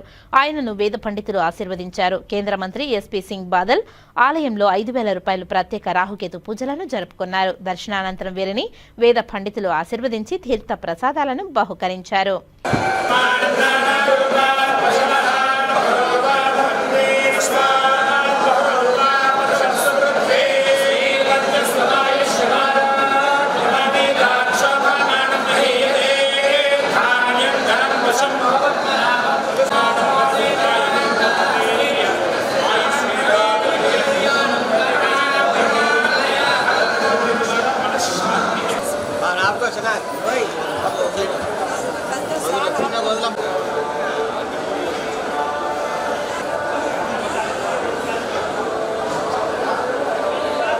నేషనల్ కాన్ఫరెన్స్ ఉమెన్స్ ఎన్ఫోర్స్మెంట్లో పాల్గొనడానికి వస్తున్న మహిళా ఎమ్మెల్యేలు, ఎంపీలు శ్రీకాళహస్తీశ్వరుని దర్శనం కూడా వారు విచ్చేస్తున్నారని శ్రీకాళహస్తి ఆర్డీఓ భానుప్రకాష్ రెడ్డి ప్రజలకు తెలియజేశారు. సోమవారం 15వ తేదీ తిరుపతి జిల్లాలో నేషనల్ కాన్ఫరెన్స్ ఉమెన్స్ ఎన్ఫోర్స్మెంట్ కార్యక్రమం నిర్వహించబడుతుందని, ఈ కార్యక్రమంలో పలు రాష్ట్రాల నుంచి మహిళా ఎమ్మెల్యేలు, ఎంపీలు హాజరవుతున్నారని, దాదాపు 250 మంది మహిళలు వచ్చే సోమవారం శ్రీకాళహస్తీశ్వర ఆలయాన్ని దర్శనానికి వస్తున్నారని, అందువల్ల శ్రీకాళహస్తి దేవస్థానంలో వీఐపీ తాకిడి ఎక్కువగా ఉంటుందని శ్రీకాళహస్తి ప్రజలు మరియు దేవస్థానం దర్శనం చేయడానికి వస్తున్న భక్తులు సహకరించవలసిందిగా కోరారు. ఈ మహిళా ఎంపీలు, ఎమ్మెల్యేలు పర్యటన వల్ల జిల్లాకు మంచి పేరు వచ్చే అవకాశం ఉందని, కాబట్టి ప్రజలు ప్రతి ఒక్కరూ సహకరించి ఈ మహిళల పర్యటనను విజయవంతం చేయవలసిందిగా కోరారు. వచ్చే సోమవారం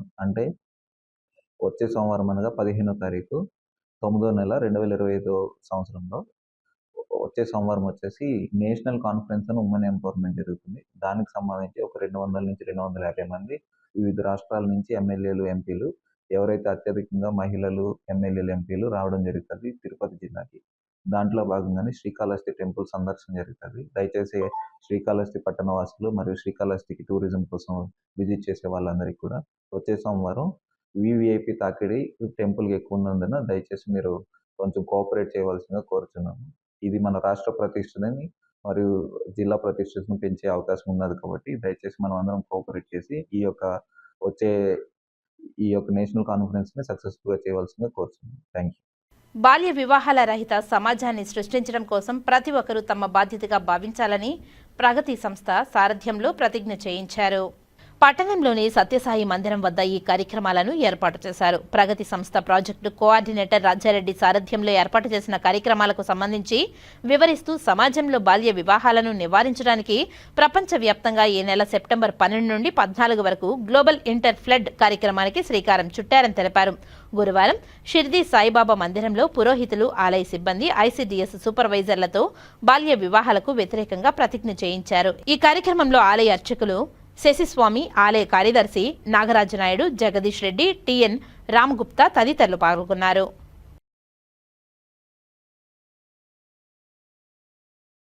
నేపాల్ దేశంలో నెలకొన్న తీవ్ర ఉద్రిక్త పరిస్థితుల నేపథ్యంలో అక్కడ చిక్కుకున్న రాష్ట్రానికి చెందిన వారిని సురక్షితంగా తీసుకువచ్చేందుకు విద్యా, ఐటీ, ఆర్టీజీ శాఖల మంత్రి నారా లోకేష్ ప్రత్యేక చొరవ చూపి తెలుగువారిని రేణిగుంట విమానాశ్రయానికి తీసుకువచ్చారు. ఖాట్మండు విమానాశ్రయం నుంచి ఏపీ ప్రభుత్వం ఏర్పాటు చేసిన ప్రత్యేక విమానంలో 144 మంది బయలుదేరారని, అందులో 104 మంది విశాఖ విమానాశ్రయానికి చేరుకున్నారని, మిగిలిన 40 మంది తిరుపతి విమానాశ్రయానికి సురక్షితంగా చేరుకున్నారన్నారు. అందులో జిల్లాల వారీగా తిరుపతి జిల్లాకు చెందిన 9 మంది, కడప జిల్లాకు చెందిన 19 మంది, నెల్లూరు జిల్లాకు చెందిన 5 మంది, అన్నమయ్య జిల్లాకు చెందిన 3, నంద్యాల జిల్లాకు చెందిన 2, అనంతపురం జిల్లాకు చెందిన 2, మొత్తం 40 మంది సురక్షితంగా తిరుపతి విమానాశ్రయానికి చేరుకున్నారు. వారిని స్వస్థలాలకు చేర్చేందుకు అవసరమైన అన్ని ఏర్పాట్లు చేశారు. నేపాల్లో చిక్కుకుని మన రాష్ట్రానికి తీసుకుని వస్తున్న తెలుగువారికి స్వాగతం పలకాలని మంత్రి లోకేష్ సూచనల మేరకు ఎమ్మెల్యేలు విమానాశ్రయానికి హాజరై స్వాగతం పలికారు. నేపాల్లో చిక్కుకున్న ప్రతి తెలుగు వ్యక్తిని సురక్షితంగా స్వస్థలాలకు చేర్చే బాధ్యత తీసుకున్న మంత్రి లోకేష్కు ఈ సందర్భంగా ఏపీ వాసులు ధన్యవాదాలు తెలిపారు. ప్రత్యేక విమానంలో వచ్చిన తెలుగువారి యోగక్షేమాలను అడిగి తెలుసుకుని వారికి భోజన ఏర్పాట్లు, తిరుమల తిరుపతి దేవస్థానం శ్రీవారి ప్రసాదాలు, శ్రీకాళహస్తి ప్రసాదాలు అందజేశారు. నేపాల్ నుండి ప్రత్యేక విమానంలో తిరుపతి విమానాశ్రయానికి చేరుకున్న తెలుగువారికి స్వాగతం పలికేందుకు జిల్లా యంత్రాంగం నుండి తిరుపతి జిల్లా collector doctor yes Venkateshwar, Chandragiri, Tirupati, Puthalapattu, Koduru, Kadapa ఎమ్మెల్యేలు పులివర్తి నాని, ఆరణి శ్రీనివాసులు, మురళీమోహన్, ఆరవ శ్రీధర్, మాధవిరెడ్డి, కడప జిల్లా TDP polit bureau TDP incharge Srinivasa Reddy, SAAP chairman Ravi Naidu, Tirupati corporation deputy mayor ఆర్సే Munikrishna, Sridhar Varma, Yadava corporation chairman Narasimha Yadav, Srikalahasti revenue divisional అధికారి భానుప్రకాష్ రెడ్డి, ఆర్టీఓ మురళీమోహన్, జిల్లా అధికారులు, ప్రజాప్రతినిధులు తదితరులు పాల్గొన్నారు. నేపాల్లో చిక్కుకున్న తమను సురక్షితంగా తమ ప్రాంతాలకు చేర్చిన రాష్ట్ర ముఖ్యమంత్రికి, విద్యాశాఖ మంత్రి నారా లోకేష్కు, ఉప ముఖ్యమంత్రి పవన్ కళ్యాణ్కు, కూటమి ప్రభుత్వానికి మరియు జిల్లా యంత్రాంగానికి రాయలసీమ ప్రాంత వాసులు కృతజ్ఞతలు తెలియజేశారు. తిరుపతి విమానాశ్రయం నుంచి ప్రత్యేక విమానంలో రేణిగుంట విమానాశ్రయానికి చేరుకున్న తెలుగువారిని ప్రత్యేక వాహనాల్లో వారి వారి స్వస్థలాలకు సురక్షితంగా తరలించారు. నమస్కారం. మనకి ఏదైతే నేపాల్లో జరుగుతున్నటువంటి పరిస్థితుల వల్ల అక్కడ చాలామంది తెలుగు ప్రజలు ఇరుక్కుపోవటము, వాళ్ళందరినీ వెంటనే మన ప్రభుత్వం స్పందించి గౌరవ ముఖ్యమంత్రి గారి ఆదేశాల మేరకు గౌరవ హెచ్ఆర్డి మంత్రివారు శ్రీ నారా లోకేష్ గారి అధ్యక్షతన వాళ్ళందరినీ కూడా ప్రత్యేకంగా ఒక స్పెషల్ ఫ్లైట్ పంపించి వాళ్ళందరినీ కూడా సురక్షితంగా తిరిగి ఆంధ్రప్రదేశ్ రాష్ట్రానికి తీసుకురావడం జరిగింది. సుమారుగా 160 మందిని ఇవాళ ప్రత్యేకమైనటువంటి విమానంలో మనకి కాఠ్మండు నుంచి విశాఖపట్నం, అట్నుంచి తిరుపతి ఎయిర్పోర్ట్స్కి తీసుకురావడం జరిగింది. విశాఖపట్నంలో 120 మంది అక్కడ దిగిపోయి ఉన్నారు. మిగతా 39 మంది తిరుపతి ఎయిర్పోర్ట్లో దిగి ఉన్నారు. వీళ్ళందరూ కూడా మనకి రాయలసీమ జిల్లాల నుంచి అనంతపూర్, సత్యసాయి, కడప, అన్నమయ్య, నెల్లూరు అండ్ తిరుపతి జిల్లా వాస్తవ్యులు. వీళ్ళందరికీ కూడా ఇక్కడ ప్రత్యేకమైనటువంటి అరేంజ్మెంట్స్తో, ట్రావెల్ అరేంజ్మెంట్స్తో బస్ కానీ ఇన్నోవా వెహికల్స్లో మనకి రెవెన్యూ సిబ్బందిగాతో కూడా పెట్టుకొని వాళ్ళకి అన్ని రకాల ఏర్పాట్లు చూసుకొని సురక్షితంగా ఆయా వాళ్ళ ఊర్లకి దింపే విధంగా చర్యలు తీసుకోవడం జరిగింది. అదేవిధంగా తిరుపతి వచ్చారు కాబట్టి వాళ్ళందరికీ కూడా తిరుమల స్వామివారి ప్రసాదం, శ్రీకాళహస్తి స్వామివారి ప్రసాదాలు కూడా అందించాము. వీరందరూ కూడా గవర్నమెంట్కి కృతజ్ఞతలు తెలపమని కూడా చెప్పి ఉన్నారు. వాళ్ళందరూ కూడా చాలా భయభ్రాంతులకు గురై ఉన్నారు. నేపాల్లో ఉన్నప్పుడు సురక్షితంగా చేరుకునేసరికి దానికోసం కూడా ప్రభుత్వం ప్రత్యేకమైన చర్యలు తీసుకోవడంతో వాళ్ళందరూ కూడా చాలా సంతోషంగా ఉన్నారు. ప్రభుత్వానికి కూడా కృతజ్ఞతలు తెలుపుతూ వాళ్ళందరూ కూడా ఇప్పుడు గవర్నమెంట్ పైన కానీ చంద్రబాబు నాయుడు గారు కానీ లోకేష్ బాబు గారి యొక్క చొరవనైతే వాళ్ళు మర్చిపోలేము. ప్రభుత్వం, ఎన్డీఏ కూటమి, పవన్ కళ్యాణ్ గారు, చంద్రబాబు నాయుడు గారు, లోకేష్ బాబు గారు ట్రైన్తో కలిసి ఈరోజు మమ్మల్ని కాపాడారు. ఇటువంటి ప్రభుత్వాన్ని, ఇటువంటి నాయకులు మేము మర్చిపోలేమని కూడా చెప్పడం జరిగింది. ముఖ్యంగా ఎందుకంటే కొందరు మహిళా సోదరులు మాట్లాడారు. వాళ్ళు వెళ్తుంటే బస్సు పైన దాడి జరిగింది. సీట్ల కింద పనుకున్నామని చెప్పారు. ఆ సీట్ల కింద పనుకుని ప్రాణం భయంతో ఉన్నాం. జరిగిన ఒక 1 అవర్ 1.5 అవర్కి అంతా ఆంధ్రప్రదేశ్ గవర్నమెంట్ తరఫున కూడా మాట్లాడడం జరిగింది. అప్పటి నుంచి మాకు ధైర్యం వచ్చింది. గంటకి అరగంటకి ఒకసారి లోకేష్ బాబు గారు మా అందరితో మాట్లాడుతున్న దానివల్ల మాకు ఈరోజు ధైర్యం వచ్చింది. మళ్ళీ అక్కడి నుంచి ఫ్లైట్ ఎక్కినప్పటి నుంచి ఇక్కడి వరకు మాకు హ్యాపీగా ఉందని చెప్పారు. అదేవిధంగా ఇక్కడ గవర్నమెంట్ చొరవతో మన కలెక్టర్ గారు, ఇక్కడున్న మన తిరుపతి ఎమ్మెల్యే శ్రీనన్న గారు కానీ, పోతులపట్టి ఎమ్మెల్యే గారు కానీ, కోడూరు ఎమ్మెల్యే గారు కానీ, కడప ఎమ్మెల్యే గారు, మేము అందరూ కలిసి నాయకులందరూ కలిసి కూడా ఈరోజు వాళ్ళకి కావాల్సిన సౌకర్యాలు కల్పిస్తూ ఇక్కడి నుంచి ఇన్నోవాల ద్వారా పంపిస్తా ఉన్నాం. సుమారు ఇక్కడ వచ్చిన 40 మందికి వాళ్ళ స్వగృహం పోయేంత వరకు కూడా ఒక లైజనింగ్ ఆఫీసర్ పెట్టి లైజనింగ్ ఆఫీసర్ ద్వారా వాళ్ళకి అన్ని సౌకర్యాలు ఎక్కడ అసౌకర్యంగా లేకుండా కూడా పంపించేదానికి ప్రభుత్వం ఏర్పాటు చేసింది. ఎమ్మెల్యేలుగా మమ్మల్ని కూడా ఇక్కడికి వెళ్ళి తక్షణం చూసుకోమని మా అధినేత నారా లోకేష్ బాబు గారు చెప్పారు. దాన్ని అనుసరించి మేమందరూ కూడా రావడం జరిగింది. 144 మంది ఆంధ్రులు కాఠ్మండ్లో, నేపాల్లో చిక్కుకోవడం జరిగింది. వాళ్ళు చాలా భయభ్రాంతి, వాళ్ళు చెప్పిన విషయాలు విన్నాము. చాలా భయభ్రాంతులయ్యారు. రాళ్లతో కడ్డీలతో వేయడం జరిగింది. 2 కిలోమీటర్లు 3 కిలోమీటర్ల భయభ్రాంతులయ్యి ట్యాక్సీలు ద్వారా బయట రావడం, వాళ్ళు స్టే చేసిన హోటల్స్లో కూడా దాడి చేసి వాళ్ళ వస్తువులను కూడా తీసుకెళ్లి భయభ్రాంతులు చేయడం కూడా జరిగింది. ఏది ఏమైనా ముఖ్యమంత్రి నారా చంద్రబాబు నాయుడు గారు, ఉప ముఖ్యమంత్రి పవన్ కళ్యాణ్ గారు, వీరి ఇద్దరు కూడా కలిసి ముఖ్యంగా నిన్న జరిగిన సూపర్ 6 హిట్ పథకానికి కూడా గౌరవనీయులు నారా లోకేష్ గారు రాకుండా ఈ యొక్క నేపాల్లో చిక్కున్న ఆంధ్రుల యొక్క బాగోగులు తెలుసుకొని ఎప్పటికప్పుడు గంటకు వాళ్ళ బాగోగులు, వాళ్ళ ఆరోగ్య పరిస్థితి, వాళ్ళకు కావాల్సిన సదుపాయాలు, భోజనాలు అన్నింటినీ ఏర్పాటు చేసి వాళ్ళకి స్పెషల్ ఫ్లైట్ పెట్టి ఆంధ్రాకు రప్పించి దాదాపు 104 మంది విశాఖపట్నం కడపలో దిగడం జరిగింది. ఇక్కడికి 40 మంది రావడం, సురక్షితంగా తిరుపతిలో రావడం జరిగింది. అందులో తిరుపతి వాసులు 10 మంది ఇక్కడ ఉండడం, వాళ్ళందరితో కలిసి మాట్లాడాము. వాళ్ళందరూ కూడా బాధలు పడి ఉన్నారు. చాలా ఏది ఏమైనా మన లోకేష్ గారి నాయకత్వాన్ని బలపరుస్తూ చాలా సంతోషం వ్యక్తం చేశారని కూడా తెలియజేస్తున్నారు. జాతీయ మహిళా సాధికారత సదస్సులో ఎవరికి కేటాయించిన విధులను వారు సక్రమంగా నిర్వహించి సదస్సును విజయవంతం చేయాలని తిరుపతి నగరపాలక సంస్థ కమిషనర్ ఎన్ మౌర్య అధికారులను ఆదేశించారు. ఈ నెల సెప్టెంబర్ 14, 15 తారీఖుల్లో తిరుపతిలో జరగనున్న జాతీయ మహిళా సాధికారత కాన్ఫరెన్స్కు విధులు కేటాయించిన అధికారులతో గురువారం సాయంత్రం కమిషనర్ సమావేశమై దిశానిర్దేశం చేశారు. ఈ సందర్భంగా కమిషనర్ మాట్లాడుతూ సదస్సుకు సంబంధించిన ఏర్పాట్లు తదితర అంశాలపై అధికారులకు విధులు కేటాయించామని తెలిపారు. విధుల్లో ఎవరూ అలసత్వం వహించకుండా ఎవరికి కేటాయించిన విధులను వారు సమర్థవంతంగా నిర్వహించాలని తెలిపారు. వచ్చిన అతిథులకు ఎటువంటి ఇబ్బందులు లేకుండా చూసుకోవాలన్నారు. కమిషనర్ వెంట deputy commissioner Amarayya, smart city GM Chandramouli, TUDA EE Ravindra, municipal ఇంజనీర్లు Tulasi Kumar, Gomathi, health officer doctor Yuva Anvesh, revenue ఆఫీసర్లు సేతుమాధవ్, రవి, ఏసీపీ మూర్తి, మధు, డిఈలు రమణ, మహేష్, మధు, శిల్ప, వెంకటప్రసాద్, లలిత, రాజు, మేనేజర్ హాసిం, శానిటరీ సూపర్వైజర్లు చెంచయ్య, సుమతి తదితరులు పాల్గొన్నారు. శ్రీకాళహస్తి ఆలయ సన్నిధి వీధిలో 22 లక్షల రూపాయల వ్యయంతో భక్తుల కోసం రేకుల షెడ్డు ఏర్పాటు చేస్తున్నారు. శ్రీకాళహస్తీశ్వర దేవస్థానంలో భక్తుల కోసం పట్టణంలోని సన్నిధి వీధిలో రేకుల షెడ్డును ఏర్పాటు చేస్తున్నారు. దేవస్థానం 4వ గేటు నుంచి 2వ గేటు వరకు ఈ రేకుల షెడ్డును ఏర్పాటు చేయడం జరుగుతోంది. 22 లక్షల రూపాయల ఖర్చుతో దీన్ని భక్తులకు అందుబాటులోనికి తీసుకువస్తున్నారు. దీనివల్ల వివిధ ప్రాంతాల నుండి విచ్చేసే భక్తులకు వేసవి కాలంలో ఎండల నుండి, వర్షాకాలంలో వానల నుండి ఎంతగానో ఉపశమనం లభిస్తోంది. వేసవి కాలంలో భక్తులు స్వామివారి దర్శనానికి విచ్చేసినప్పుడు కాళ్లు కాలుతూ పరుగులు పెడుతూ ఉంటారు. ఇక ఆ దుస్థితి నుండి భక్తులు ఉపశమనం పొందబోతున్నారు.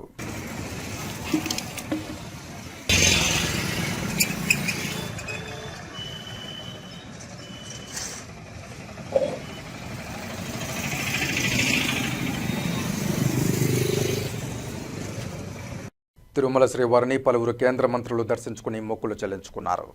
కేంద్ర మంత్రులు నిర్మలా సీతారామన్, సత్యపాల్ సింగ్ బాగల్, రాజస్థాన్ మంత్రి కామ్హయ్యాలాల్ చౌదరి, మ్యూజిక్ డైరెక్టర్ అనిరుద్ తిరుమల శ్రీ వెంకటేశ్వర స్వామి వారిని దర్శించుకుని మొక్కులు చెల్లించుకున్నారు. శ్రీవారి దర్శనార్థం కుటుంబ సభ్యులతో కలిసి తిరుమలకు చేరుకున్న వీరు స్వామివారి అభిషేక సేవలో పాల్గొని శ్రీవారిని దర్శించుకున్నారు. దర్శనానంతరం రంగనాయకుల మండపంలో వేద పండితులు వేదాశీర్వచనం పలుకగా ఆలయ అధికారులు స్వామివారి వస్త్రంతో సత్కరించి వీరికి శ్రీవారి తీర్థప్రసాదాలను అందజేశారు.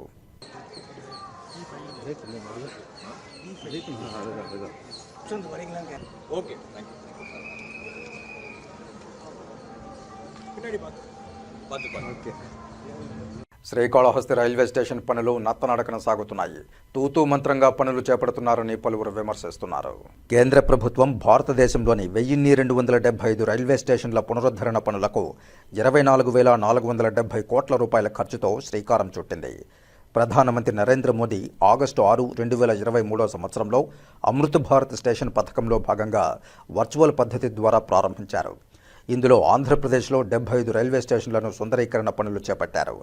ఈ పనులు ప్రారంభమై 2 సంవత్సరాలు పూర్తయినప్పటికీ శ్రీకాళహస్తి రైల్వే స్టేషన్లో మాత్రం పనులు అంతంత మాత్రంగానే జరుగుతున్నాయి. ఏదో తూతూ మంత్రంగా పనులు చేపడుతూ నత్తనడకన పనులు కొనసాగిస్తున్నారని పలువురు అభిప్రాయపడుతున్నారు. ఇప్పటికైనా త్వరితగతిన పనులు పూర్తి చేసి అందుబాటులోనికి తీసుకురావాలని స్థానికులు విజ్ఞప్తి చేస్తున్నారు.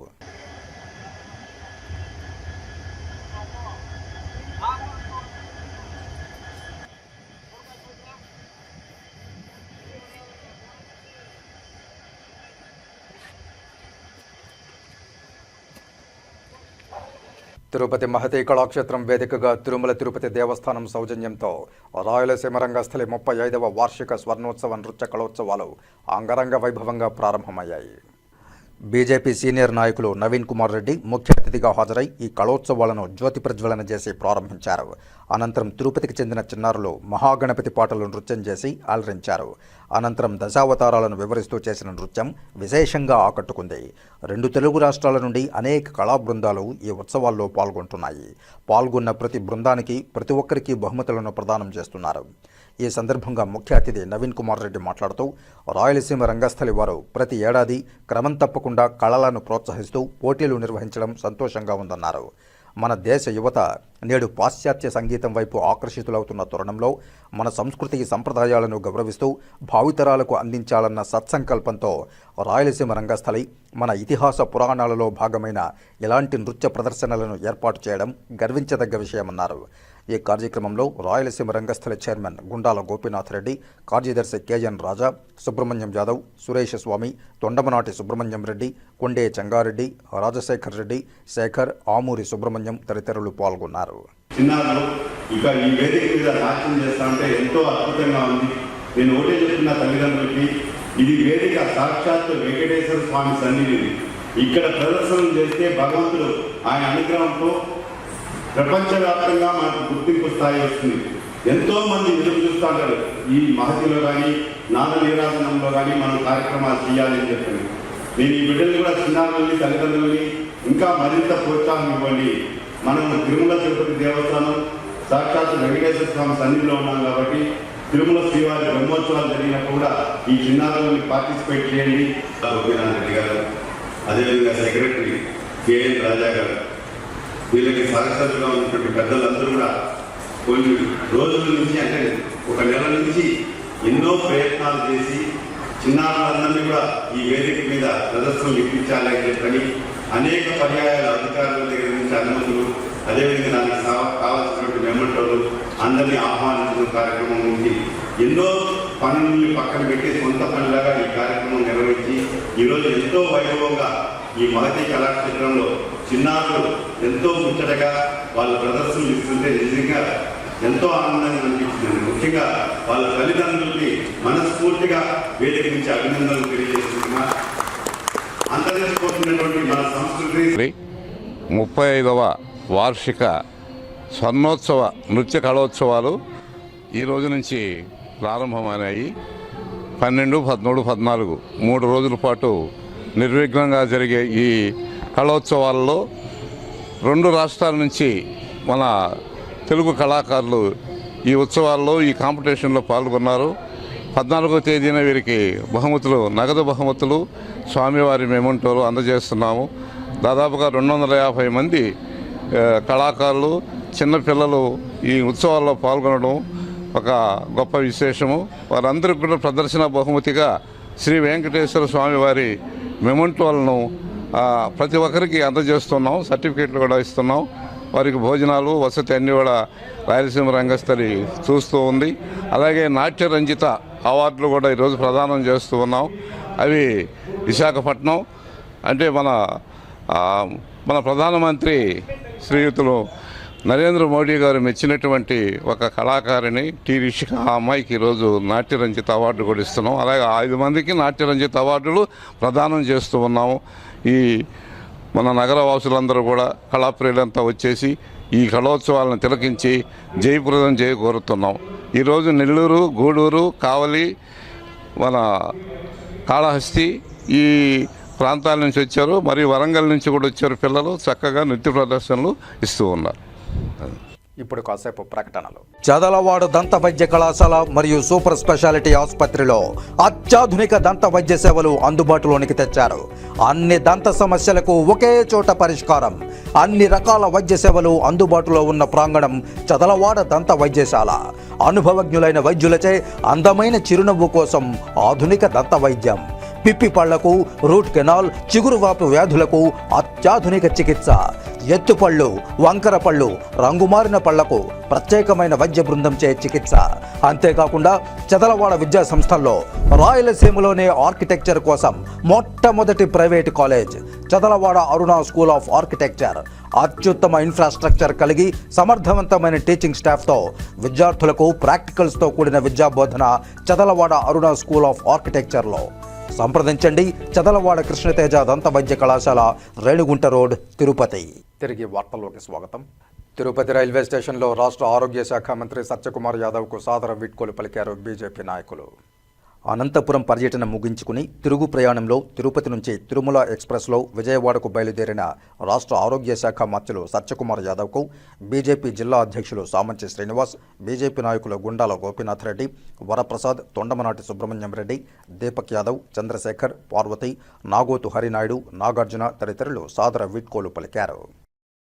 తిరుమల శ్రీవారిని పలువురు సినీ ప్రముఖులు దర్శించుకుని మొక్కులు చెల్లించుకున్నారు.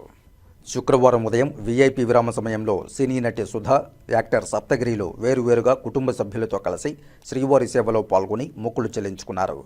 దర్శనానంతరం ఆలయ రంగనాయకుల మండపంలో వేద పండితులు వేదాశీర్వచనం అందించగా ఆలయ అధికారులు శ్రీవారి తీర్థప్రసాదాలు అందజేసి పట్టు వస్త్రంతో సత్కరించారు.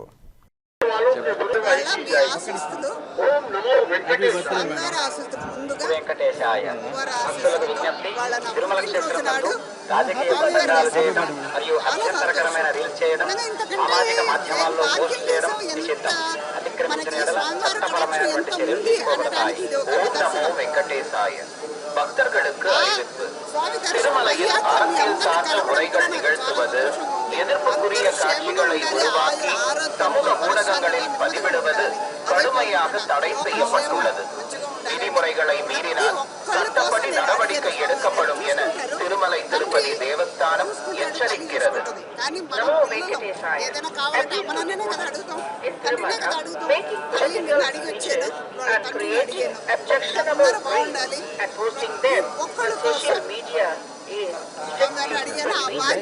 legal action will be taken against. Tirumala శ్రీవారిని పలువురు ప్రముఖులు దర్శించుకుని మొక్కులు చెల్లించుకున్నారు. శుక్రవారం ఉదయం వీఐపీ విరామ సమయంలో వైసీపీ ఎమ్మెల్సీలు భరత్, చంద్రశేఖర్ రెడ్డి వేరువేరుగా కుటుంబ సభ్యులతో కలిసి శ్రీవారి సేవలో పాల్గొని మొక్కులు చెల్లించుకున్నారు. దర్శనానంతరం ఆలయ రంగనాయకుల మండపంలో వేద పండితులు వేదాశీర్వచనం అందించగా ఆలయ అధికారులు శ్రీవారి తీర్థప్రసాదాలు అందజేసి పట్టు వస్త్రంతో సత్కరించారు. అమరావతి క్వాంటమ్ వ్యాలీ హ్యాకథాన్ కార్యక్రమం నిర్వహించడం గొప్ప అవకాశమని తిరుపతి జిల్లా కలెక్టర్ డాక్టర్ ఎస్ వెంకటేశ్వర్ తెలిపారు. కాగా ఎక్సెఫ్లూయెన్స్ ఎంఎస్ డేటా సైన్స్కు చెందిన విద్యార్థులు ప్రతిభ చాటారు. శ్రీ పద్మావతి మహిళా విశ్వవిద్యాలయంలోని ఇంజనీరింగ్ కాలేజ్ ధృతి ఆడిటోరియంలో regional centre semifinals Amaravati quantum valley hackathon కార్యక్రమానికి మహిళా విశ్వవిద్యాలయం vice chancellor professor V Uma, registrar Rajani, Andhra Pradesh state council of higher education ఏపీఎస్సీహెచ్ఈకు చెందిన ఆచార్య రోసయ్య, ఎస్ఎస్ఐఐఈ సూర్యకుమార్ సీఈఓతో కలిసి తిరుపతి జిల్లా కలెక్టర్ డాక్టర్ ఎస్ వెంకటేశ్వర్ ముఖ్య అతిథిగా హాజరయ్యారు. గురువారం ఎంపికైన విద్యార్థులకు సెమీఫైనల్స్ కార్యక్రమం తిరుపతి శ్రీ పద్మావతి మహిళా విశ్వవిద్యాలయంలో నిర్వహించారు. రాష్ట్ర ముఖ్యమంత్రి నారా చంద్రబాబు నాయుడు ప్రవేశపెట్టిన ఇన్ఫర్మేషన్ టెక్నాలజీలో విప్లవాత్మక మార్పులు వచ్చాయని, క్వాంటమ్ వ్యాలీ మొదటిసారిగా అమరావతిలో ప్రవేశపెట్టడం జరిగిందని తెలిపారు. విద్యార్థులు ఆధునిక సాంకేతికత మరియు సామాజిక సమస్యల పరిష్కారానికి తమ వినూత్న ఆలోచనల దిశగా కృషి చేయాలన్నారు. ఇన్ఫర్మేషన్ టెక్నాలజీ వల్ల ప్రయోజనం పొందిన చాలామంది ఉన్నత స్థానంలో ఇతర దేశాల్లో స్థిరపడ్డారన్నారు. సెమీఫైనల్స్లో విద్యార్థులు తమ సృజనాత్మక ఆలోచనలతో ముందుకు వెళ్లాలని తెలిపారు. కాగా Shri Venkateswara university college of commerce and computer sciences, MS data science కళాశాలకు చెందిన విద్యార్థులు 7 బృందాలుగా మొత్తం 50 మంది ఈ హ్యాకథాన్కు ఎంపికయ్యారు. ఇందులో ఎక్సాఫ్లుయెన్స్కు చెందిన Amaravati quantum valley hackathon semifinals విజేతల బృందంలోని 6 సభ్యులు Vemuri Bharat Kumar, GV Sumanth, Chennupati Bhavani, Kattikala Vinay, P Prabhas Raj, J సాహిత్యాలకు 10,000 రూపాయల నగదు బహుమతిని అందజేశారు. ఈ సందర్భంగా Exafluence company COO Tallapaka Srinivas, కళాశాల కోఆర్డినేటర్ డాక్టర్ జి అంజుబాబులను అభినందించారు. ఈ కార్యక్రమంలో జర్నలిజం విభాగం dean of social sciences professor Vani, ఇతర ఆచార్యులు, విద్యార్థులు తదితరులు పాల్గొన్నారు. Institutions, and that too in Tirupati, more than 40-45% was coming from agriculture and allied sectors like aquaculture, horticulture, other industries, primary sector activities. But you can really appreciate the vision. Yeah. In 2020, you can see where Hyderabad stands, where most of our my generation as well, including my generation of students, Hyderabad being IT hub, not even I was I think in my 4th standard in 2000. I did not have that much idea. I got a vision 2020 is too far. Kanipakam Shri Varasiddhi Vinayaka స్వామి వారి వార్షిక బ్రహ్మోత్సవాలు అంగరంగ వైభవంగా సాగుతున్నాయి. కల్పవృక్ష వాహనాన్ని అధిరోహించి సిద్ధి బుద్ధి సమేత వినాయక స్వామి వారు భక్తులను కటాక్షించారు. కల్పవృక్ష వాహనంపై సిద్ధి బుద్ధి సమేతుడైన శ్రీ వినాయక స్వామివారు భక్తుల కొంగు బంగారంగా అభయ ప్రదానం చేశారు. స్వామివారి ప్రత్యేక ఉత్సవాల్లో భాగంగా కల్పవృక్ష వాహనాన్ని కన్నుల పండువగా నిర్వహించారు. ముందుగా స్వామి అమ్మవార్లను చక్కటి పుష్పమాలలతో, స్వర్ణాభరణాలతో అలంకరించి మేళ తాళాలు, మంగళ వాయిద్యాల నడుమ తమిళనాడు సంప్రదాయం ప్రకారం స్వామివారిని లాలిపాటలతో ఆడిస్తూ పుష్పశోభితంగా అలంకరించిన కాణిపాకం 4 మాడ వీధుల్లో మేళ తాళాలు, మంగళ వాయిద్యాలు, కోలాటాలు, చెక్క భజనలు, సంప్రదాయ నృత్యాలు, కేరళ వాయిద్యాలు, లంబాడీల నృత్య ప్రదర్శనల మధ్య వైభవోపేతంగా గ్రామోత్సవం నిర్వహించారు. అడుగడుగునా భక్తులు స్వామి అమ్మవార్లకు కర్పూర నీరాజనాలు సమర్పించారు. ఈ కార్యక్రమంలో ఉభయదారులుగా ఆలయ సిబ్బంది, అధికారులు వ్యవహరించారు.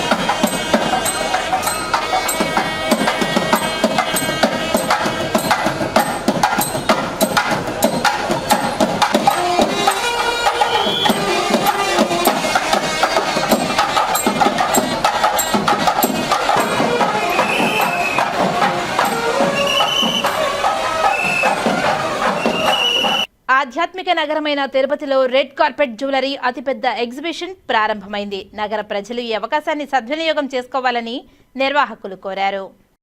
శుక్రవారం తిరుపతి పిఎల్ఆర్ కన్వెన్షన్లో రెడ్ కార్పెట్ జ్యువెలరీ అతిపెద్ద ఎగ్జిబిషన్ ప్రారంభమైంది. సెప్టెంబర్ 12, 13, 14 తేదీలలో 3 రోజుల పాటు ఈ ఎగ్జిబిషన్ నిర్వహిస్తున్నారు.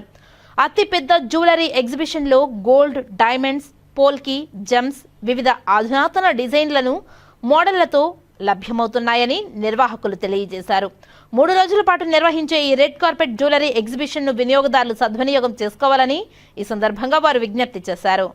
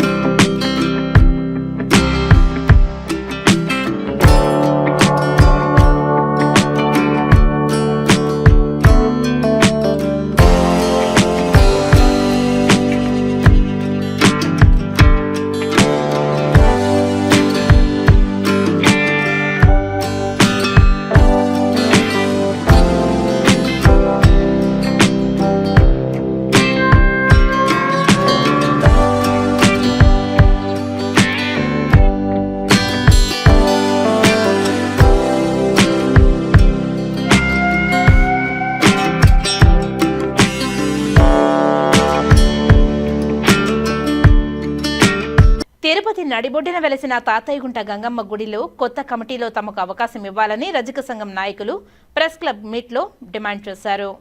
తిరుపతిలో రజకులు తెలుగుదేశం పార్టీలో అనేక సంవత్సరాలుగా సేవలందిస్తున్నామని, తిరుపతి పట్టణంలో వెలసి ఉన్న తిరుపతి తాతయ్యగుంట గంగమ్మ గుడి కమిటీ మెంబర్ వల్లంకుంట అశోక్ అనే రజకుడుకు తిరుపతిలో ఉన్న రజకులందరూ ఏకగ్రీవంగా మద్దతిస్తూ తిరుపతి జిల్లా టీడీపీ పార్టీ అధ్యక్షుడికి, తిరుపతి నియోజకవర్గం ఇన్ఛార్జికి, తిరుపతిలో తెలుగుదేశం పార్టీ 12 మంది క్లస్టర్లకు రజక సంఘం నాయకులందరూ కలిసి విజ్ఞప్తి చేశారు. వల్లంకుంట అశోక్ అనే రజకుడు గత 20 సంవత్సరాలుగా తెలుగుదేశం పార్టీ ప్రతి కార్యక్రమంలో పాల్గొంటున్నారని తెలిపారు. రజక సాధికార కమిటీ తిరుపతి జిల్లా కన్వీనర్గా పనిచేస్తున్నాడు. పార్టీ కార్యక్రమాలకు తిరుపతి రజకులు 50 మందికి తగ్గకుండా ప్రతి కార్యక్రమంలో రజకులు పాల్గొంటున్నారని తెలిపారు.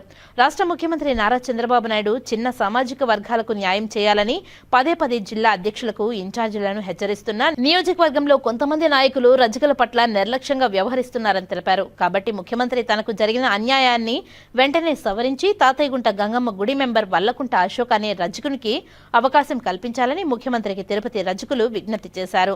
తిరుపతిలో 15,000 ఓటు బ్యాంకు ఉన్నటువంటి రజకులకు తిరుపతి జిల్లా పార్టీతో సరైనటువంటి న్యాయం చేయలేకపోతున్నారని, బీసీలలో ఒకటైన 2 కులాలకే తెలుగుదేశం పార్టీ కొంతమంది నాయకులు న్యాయం చేస్తున్నారని తెలిపారు. తెలుగుదేశం పార్టీకి కట్టుబడి పనిచేస్తున్న తమ రజకులకు ఉమ్మడి చిత్తూరు జిల్లా తెలుగుదేశం పార్టీ రాష్ట్ర కమిటీలో 2 రజకులకు అవకాశం కల్పించాలని కోరారు. తిరుపతి నియోజకవర్గంలో 12 మంది టీడీపీ క్లస్టర్లు ఉన్నారని, అందులో ఒక్క రజకుడికి కూడా అవకాశం కల్పించలేదని తెలిపారు. ముఖ్యమంత్రి, పార్టీ రాష్ట్ర అధ్యక్షులు పల్లా శ్రీనివాసులు, ఇన్ఛార్జి మంత్రి అనగాని సత్యప్రసాద్ రజకుల సమస్యలను పరిష్కరించాలని కోరారు. శనివారం గంగమ్మ గుడి దగ్గర నిరసన తెలియపరుస్తామని రజకుల సంఘం నాయకులు ప్రకటించారు. తెలుగుదేశం పార్టీలో మేము చాలామంది 100కి 90 మంది తెలుగుదేశం పార్టీకి ఓట్లేసి తెలుగుదేశం పార్టీలోనే పనిచేయడం జరుగుతుంది. తిరుపతి తాతయ్యగుంట గంగమ్మ గుడి మెంబర్గా వల్లంగుంట అశోక్ అనే రజకుల్ని తిరుపతి పట్టణంలో ఉన్న రజకులందరం కూడా ఏకగ్రీవంగా ఒక్కరి పేరే పార్టీకి సూచించడం జరిగింది. 12 మంది క్లస్టర్లకు కూడా వెళ్ళి విజ్ఞప్తి చేయడం జరిగింది. అదేవిధంగా తిరుపతి తెలుగుదేశం పార్టీ అధ్యక్షుల వారికి, తిరుపతి నియోజకవర్గం తెలుగుదేశం పార్టీ ఇన్ఛార్జి గారికి కూడా చెప్పడం జరిగింది. తప్పనిసరిగా రజకులకు న్యాయం చేస్తామని చెప్పి ఈరోజు తాతయ్యగుంట గంగమ్మ గుడిలో రజకులకు అవకాశం లేకుండా చేయడం అనేది మాకందరికీ బాధ కలిగించేసి, గౌరవ ముఖ్యమంత్రి వర్యులు నారా చంద్రబాబు నాయుడు గారు, రాష్ట్ర ముఖ్యమంత్రి వర్యులు గారికి మేము విజ్ఞప్తి చేస్తున్నాం. ఎందుకంటే ముఖ్యమంత్రి గారు పార్టీ అధికారంలోకి వచ్చిన కానించి పదే తెలుగుదేశం పార్టీ అధ్యక్షులకు కానీ ఇన్ఛార్జీలకు కానీ ఏం సూచిస్తున్నారంటే, ఎక్కడైనా నియోజకవర్గాల్లో చిన్న సామాజిక వర్గాలకు ఎక్కడైనా నియోజకవర్గంలో తెలుగుదేశం పార్టీలో అవకాశం కల్పించండి, అదేవిధంగా గుళ్ళల్లో అవకాశం కల్పించండి, అన్యాయం చేయకూడదని చెప్పేసి పదే చెప్తుంటే తెలుగుదేశం పార్టీలో ఉన్నటువంటి కొంతమంది నాయకులు ఇక్కడ రజకులకు అన్యాయం చేయడం జరిగింది. కాబట్టి ముఖ్యమంత్రి గారికి మేమందరం కూడా వేడుకునేది ఏంటంటే, ఈ యొక్క జరిగిన అన్యాయాన్ని ముఖ్యమంత్రి గారి దృష్టికి తీసుకెళ్లాలని చెప్పని మేమందరం కూడా విజ్ఞప్తి చేస్తున్నాం. ఎందుకంటే పత్రికాముఖంగా చెప్పుకోగలిగితేనే మీ యొక్క రాతలతోటి మా తలరాతలు మారుతాయని చెప్పేసి మా సామాజిక వర్గానికి న్యాయం జరగాలని చెప్పని కోరుచున్నాం. అదేవిధంగా తెలుగుదేశం పార్టీలో అశోక్ అని అతను 20 సంవత్సరాల నుంచి అనేక కార్యక్రమాలు నిర్వహిస్తూ ఉన్నారు. అదేవిధంగా సాధికార కమిటీ కన్వీనర్గా కూడా పార్లమెంటు కన్వీనర్గా, రజక సాధికార పార్లమెంటు కన్వీనర్గా పనిచేస్తున్నారు. మరి ఈ తిరుపతిలో 15,000 ఓటు బ్యాంక్ ఉన్నటువంటి రజకులు 100కి 90% వైసీపీ పార్టీని వ్యతిరేకిస్తూ పూర్తిగా తెలుగుదేశం ఎన్డీఏ కూటమికి మేమంతా కూడా ఏంటంటే స్వచ్ఛందంగా మద్దతు ఇచ్చేసి పార్టీలో పాల్గొనేసి కార్యక్రమాల్లో పాల్గొనేసి ఉంటున్నాం. కానీ మరి ఈరోజు బీసీలలో 1-2 కులాలకే న్యాయం జరుగుతున్నది. మరి రజకులకు చాలా అన్యాయం జరిగింది. అదే 12 మంది క్లస్టర్లు ఉంటాయి ఈ తిరుపతి నియోజకవర్గంలో. ఒక్క రజకుడికి కూడా క్లస్టర్లో కూడా అవకాశం కల్పించలేదు. తిరుపతి పార్లమెంటులో కూడా ఏంటంటే రజకులకు నియోజకవర్గంలో కమిటీలో కానీ, అదేవిధంగా ఆంధ్రప్రదేశ్ రాష్ట్ర కమిటీ అయినటువంటి తెలుగుదేశం రాష్ట్ర కమిటీలో కూడా 2 రజకులకు ఉమ్మడి చిత్తూరు జిల్లా నుంచి అవకాశం కల్పించాలని కోరుచున్నాం. కాబట్టి మేమందరం కూడా తెలుగుదేశం పార్టీకే పనిచేస్తాం, కట్టుబడి ఉన్నాం.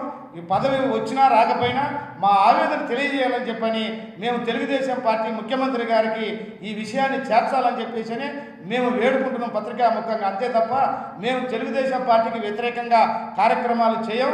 ఇచ్చినా ఇవ్వకపోయినా మేమందరం కూడా ఇంకా కూడా సహనంగానే భరించేసి తెలుగుదేశం పార్టీకే కట్టుబడి పనిచేస్తామని చెప్పని కూడా ముఖ్యమంత్రి గారికి నారా లోకేష్ గారికి ఈ సమాచారాన్ని పోవాలని చెప్పని తెలుగుదేశం పార్టీలో కొంతమంది గ్రూపులు కట్టేసి చిన్న కులాలకు అన్యాయం జరుగుతుంది కాబట్టి తక్షణమే పార్టీ దీని మీద కమిటీ వేసేసి రజకులకు తిరుపతి పార్లమెంటు నియోజకవర్గంలో న్యాయం చేయాలని చెప్పి మేమందరం కూడా పార్టీకి ముఖ్యమంత్రి గారిని, పార్టీ రాష్ట్ర అధ్యక్షుడైనటువంటి పల్లా శ్రీనివాసరావు గారిని, జిల్లా ఇన్ఛార్జి మంత్రి అయినటువంటి మన అనగాని సత్యప్రసాద్ గారిని అందరినీ వేడుకుంటున్నాం. ఎందుకంటే మా బాధ, మా ఆవేదన, మాకు అవమానంగా బాధపడుతున్నాం. ఎందుకంటే తెలుగుదేశం పార్టీలో ఏ కార్యక్రమాన్ని పిలిపించినా 50 మందికి తగ్గకుండా ప్రతి కార్యక్రమంలో, ప్రోగ్రాంలో పాల్గొంటున్నాం.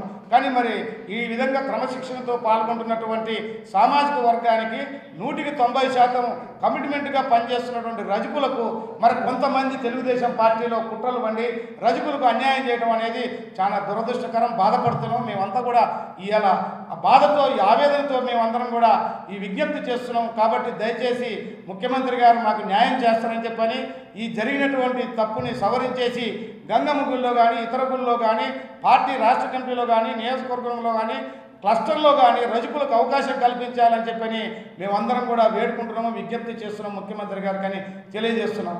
ఇప్పుడు రాష్ట్ర అధ్యక్షుడిగా కొనసాగుతా ఉన్నాను. ఈరోజు రజక ఉద్యోగస్తులు కూడా చాలా బాధపడుతున్నాం. ఎందుకంటే గంగమ్మ గుడిలో గత ప్రభుత్వం కూడా ఇద్దరికి అవకాశం కల్పించింది. తాతాయకొండ గంగమ్మ చైర్మన్, అంకారమ్మ గుడి చైర్మన్గా గత ప్రభుత్వం ఇవ్వడం జరిగింది. కానీ ఈరోజు 90% ఈరోజు తెలుగుదేశం పార్టీ నుండి మాకు ఈరోజు అన్యాయం జరిగింది అనేది ప్రతి ఒక్క ఉద్యోగస్తులు, వృత్తిదారులందరూ కూడా బాధపడతారు. తెల్లారి నుంచి నిన్న జీవో వచ్చింది, ఈరోజు తెల్లారి నుంచి మా అందరూ కూడా ఫోన్ చేసి ఏం చేస్తున్నారు నాయకులంతా మీరు అంటే, గంగమ్మ మనకి ఆమె కోడలు, ఆ వంశం మా గుళ్ళో మనం తరతరాలుగా మనకి అవకాశం ఉంది, ఈసారి మనకి లేకుండా పోవడం చాలా బాధ అని చెప్పి మా ఆవేదన మా వాళ్ళందరూ తెలియజేస్తే ఆ ఆవేదన మీ అందరితో కూడా పంచుకోవాలని చెప్పి మేము ఈ కార్యక్రమం పెట్టడం జరిగింది. రేపు గంగమ్మ గుడి దగ్గర పెద్ద ఎత్తున నిరసన కార్యక్రమం చేయబోతున్నాం. మీరందరూ కూడా సహకరించి ఆ కార్యక్రమాన్ని కూడా జయప్రదం చేయవలసిందిగా కోరుతున్నాం. రేపు ఉదయం 10:30 గంటలకి రజకులందరూ కూడా మా ఇంటికి పోడాలి, ఆ దగ్గర మా ఆవేదనని తెలియజేయబోతున్నాం ఒక పెద్ద ఎత్తున. కావున అందరూ కూడా సహకరించవలసిందిగా ఈ సందర్భంగా కోరుతున్నాం. తెలుగుదేశం పార్టీ జిల్లా కార్యదర్శి. ఇప్పుడు మేము పార్టీకి వ్యతిరేకమే కాదు, రజకులు 25,000 మంది కుటుంబాలు తిరుపతిలో ఉన్నాము. 25,000 కుటుంబంలో 75% టీడీపీ కుటుంబాలు. మేము అడిగింది ఒక గంగమ్మ గుడి అంటే ఆయన మా ఇంటికి కోడాలి, మేము ఆయన దగ్గర సేవ చేయాలనేది మా కోరిక. మేము ఎన్నోసార్లు సీఎం గారికి కానీ, ఇన్ఛార్జి మంత్రి గారిని రిఫరెన్స్ ఇచ్చాము. ఎందుకు మాకు దేవస్థానంలో ఒక నెంబర్, ప్రతి ఒక్కళ్ళు ఒక నెంబర్ ఇవ్వండి అని కోరుతున్నాం. దానికి సీఎం గారు కూడా అనుకూలంగా ఇచ్చారు. సరే, తిరుపతి నాయకులు ఏం జరిగిందో ఏమో తెలియదు, మాకు గంగమ్మ గుడిలో స్థానం కల్పించగలరా, మాకు అన్యాయం జరిగింది. కాబట్టి ఈసారి ఆలోచించి మాకు అవకాశం కల్పించాలని, దీంట్లో పార్టీకి ఇబ్బంది కలిగేట్టుగా మేము ప్రవర్తించడం లేదు, పార్టీకి అన్యాయం చేయాలని కాదు. మా రజకులు గుర్తించండి. ఒక వార్డు అధ్యక్షుడు అడిగినా ఏమంటున్నారు, ఒక మెంబర్ అడిగినా ఏ రకంగా అడుకోవాల్సి వస్తుంది, ప్రతి నాయకుడి దగ్గరికి అడుకోవాల్సి వస్తుంది. దయచేసి ఇంకా గుర్తించి, రజకులను గుర్తించి, ప్రతి పార్టీలో మేము పార్టీ కష్టపడుతున్నాం కాబట్టి, పార్టీకి మేము అనుకూలం ఉన్నాం కాబట్టి మాకు న్యాయం జరిగించాలనేసి పార్టీ నాయకులకి అందరికీ కోరుచున్నాం. ఎక్కువగా రజకులు 90% తిరుపతిలో అయితే 90% తెలుగుదేశం పార్టీకే పనిచేస్తుంటారు. కానీ ఏదన్నా పదవులు పార్టీలో కొద్ది క్యాడర్ గురించి కానీ అవి కొద్దిగా చిన్న చూపు చూస్తున్నారు. బీసీల్లో మేము కూడా అందరితో పాటు ఉన్నాం ఓటర్స్గా. కానీ తెలుగుదేశం పార్టీ అంటే అందరూ ఎక్కువగా అభిమానించే వాళ్ళు. కానీ దాంట్లో ఈ గంగమ్మ గుడి అనేది మాకు ప్రాధాన్యంగా ఆలోచిస్తాం. ఎందుకంటే మేము ఎక్కువగా అమ్మవారి పూజలు చేసేవాళ్ళం. కాబట్టి దాంట్లో మాకు సంబంధించిన మా కమ్యూనిటీలో ఒకరు ఉన్నారు అనేది మాకు చాలా ముఖ్యమైన ఇదిగా ఆలోచిస్తూ ఉంటాం మేము. దాంట్లో కనీసం ఇప్పుడు కూటమిలో 3 పార్టీలు ఉన్నాయి. ఏదో ఒక పార్టీలో ఎవరికో ఒకరికి ఇచ్చినా కానీ మాకు బాధ అనేది అనిపించదు. ఈరోజు ఏంటంటే ఇన్ని పార్టీల్లో కూడా, అన్ని పార్టీల్లో కూడా అందులో ఉండదు, అవి మా కులం ఉంది, ఒకరికి కూడా ఇవ్వలేదని ఆవేదనతో ప్రెస్ మీట్ పెడతాను. అంతేగాని పార్టీ పైన మేమంతా కూడా చంద్రబాబు నాయుడు అభిమానులు, తెలుగుదేశం పార్టీ అభిమానులు, మేము ఏంటంటే మీ పత్రికా విలేకరుల ద్వారా చంద్రబాబు నాయుడు దగ్గర వరకు చేరతాదనే ఉద్దేశంతో ఈరోజు ప్రెస్ మీట్ పెట్టడం జరిగింది. ప్రింట్ మీడియా, ఎలక్ట్రానిక్ మీడియాకి నా నమస్కారం. నా పేరు ఎస్ శంకర్, రజక సాధికార కమిటీ రాష్ట్ర కమిటీ మెంబర్గా పనిచేస్తున్నా. నేను నాకు ఓటు హక్కు వచ్చినప్పటి నుంచి తెలుగుదేశంతోనే నేను మమేకమై తెలుగుదేశం కార్యక్రమంతోనే నేను నడుచుకుంటూ కార్యక్రమాలు చేస్తూ వస్తున్నాం. మేము తిరుపతిలో ఈరోజు రజక సామాజిక వర్గంలో ఉన్నటువంటి అందరూ కూడా 90% పైన తెలుగుదేశంలోనే పనిచేస్తున్నాం. వార్డు అధ్యక్షులు గాను, అదేవిధంగా బూత్ లెవెల్ కమిటీ మెంబర్లు గాను, మేము అందరూ ఇక్కడ ఉన్న ప్రతి ఒక్కరు కూడా పనిచేస్తున్నటువంటి నాయకులు. మేము తిరుపతిలో జనసేన అవుతానేమి, అదేవిధంగా బీజేపీ అవుతానేమి, తెలుగుదేశం పార్టీ 3 కులాల్లో కూర్చొని రజకులు అందరూ కూడా ఐకమత్యంతో ఒక్కరినే ప్రమోట్ చేద్దాము. గంగమ్మ గుడి మన ఇంటి కోడాలు, ఆమెకి సేవ చేసుకునే భాగ్యం మనకు కల్పించాలి అని చెప్పిన ఉద్దేశంతో మేము అందరూ కలిసి ఏకగ్రీవంగా అశోక్ని నియమించాలని చెప్పినారు. 3 పార్టీలు అనుకొని అశోక్ పేరు ప్రతిపాదించడం జరిగింది. లాస్ట్ స్టేజ్ వరకు కూడా మీ పేరు కన్ఫర్మ్. మీరు తిరుపతిలో రాజకీయంగా అవుతానేమి, అదేవిధంగా ఐకమత్యంతో ఉండటం అవుతామే, మిమ్మల్ని చూసి మేమందరూ నేర్చుకోవాలని చెప్పి మమ్మల్ని ఇండైరెక్ట్గా చెబుతూ వస్తూ లాస్ట్కి ఈరోజు లాస్ట్ కమిటీలో రజకులకు అనే వాళ్ళకే స్థానం లేకుండా చేయడం జరిగింది. ఇది ఈరోజు ఈ ఒక్క విషయంలోనే కాదు, ఇంతకుముందు మన లక్ష్మీ గారు చెప్పినట్టు క్లస్టర్ విషయంలో అయితేనేమి, పార్టీ కమిటీ విషయంలో అయితేనేమి, అదేవిధంగా మాకు ఈ జిల్లా స్థాయిలో ఉన్నటువంటి కమిటీల విషయంలో కూడా మాకు చాలా చిన్న చూపు చూస్తున్నారు. దీన్ని ముఖ్యమంత్రి గారి దృష్టి వరకు తీసుకెళ్ళాలి. ఇక్కడ జరుగుతున్నటువంటి ఈ విషయాన్ని వాళ్ళ దృష్టికి తీసుకెళ్తే ఏమన్నా న్యాయం జరుగుతుందేమో. 1-2 కులాలే బీసీలు అయితే తెలుగుదేశంలో రాష్ట్ర వ్యాప్తంగా అవుతాయి, నగర వ్యాప్తంగా అవుతాయి, అన్ని విషయాల్లో కూడా తెలుగుదేశం పార్టీకి అండగా ప్రతికూలంగా మేము పనిచేస్తున్నామని ఈ సందర్భంగా పత్రికాముఖంగా తెలుగుదేశం పార్టీ రాష్ట్ర నాయకత్వానికి విజ్ఞప్తి చేస్తున్నాను. నేను లోక్సభ స్పీకర్ ఆలోచనతో కొత్త ఒరవడికి శ్రీకారం చుట్టడం జరిగిందని ఆంధ్రప్రదేశ్ శాసన వ్యవస్థ సెక్రటరీ జనరల్ ప్రసన్న కుమార్ సూర్యదేవర తెలిపారు. తిరుపతి జిల్లాలో ఈ నెల సెప్టెంబర్ 14-15న మహిళా సాధికారతపై పార్లమెంటు మరియు శాసనసభ కమిటీల జాతీయ సదస్సు నిర్వహణపై తిరుపతి రూరల్ కన్వెన్షన్ సెంటర్లో శుక్రవారం మధ్యాహ్నం మీడియా సమావేశాన్ని నిర్వహించి వివరాలను వెల్లడించారు. అందరికీ నమస్కారం. Thank you very much. Short నోటీస్లో మీరందరూ టైం తీసుకొని ఇక్కడికి రాగలిగారు. బ్రీఫ్గా మీ అందరికీ ఈ మహాసభ గురించి ఒక స్థూలమైన అవగాహన కల్పించేందుకు మాత్రమే మీతో సమావేశమవుతున్నాను. మిగతా విశేషాలన్నీ రేపు మీకు మహాసభలోనే తెలుస్తాయి.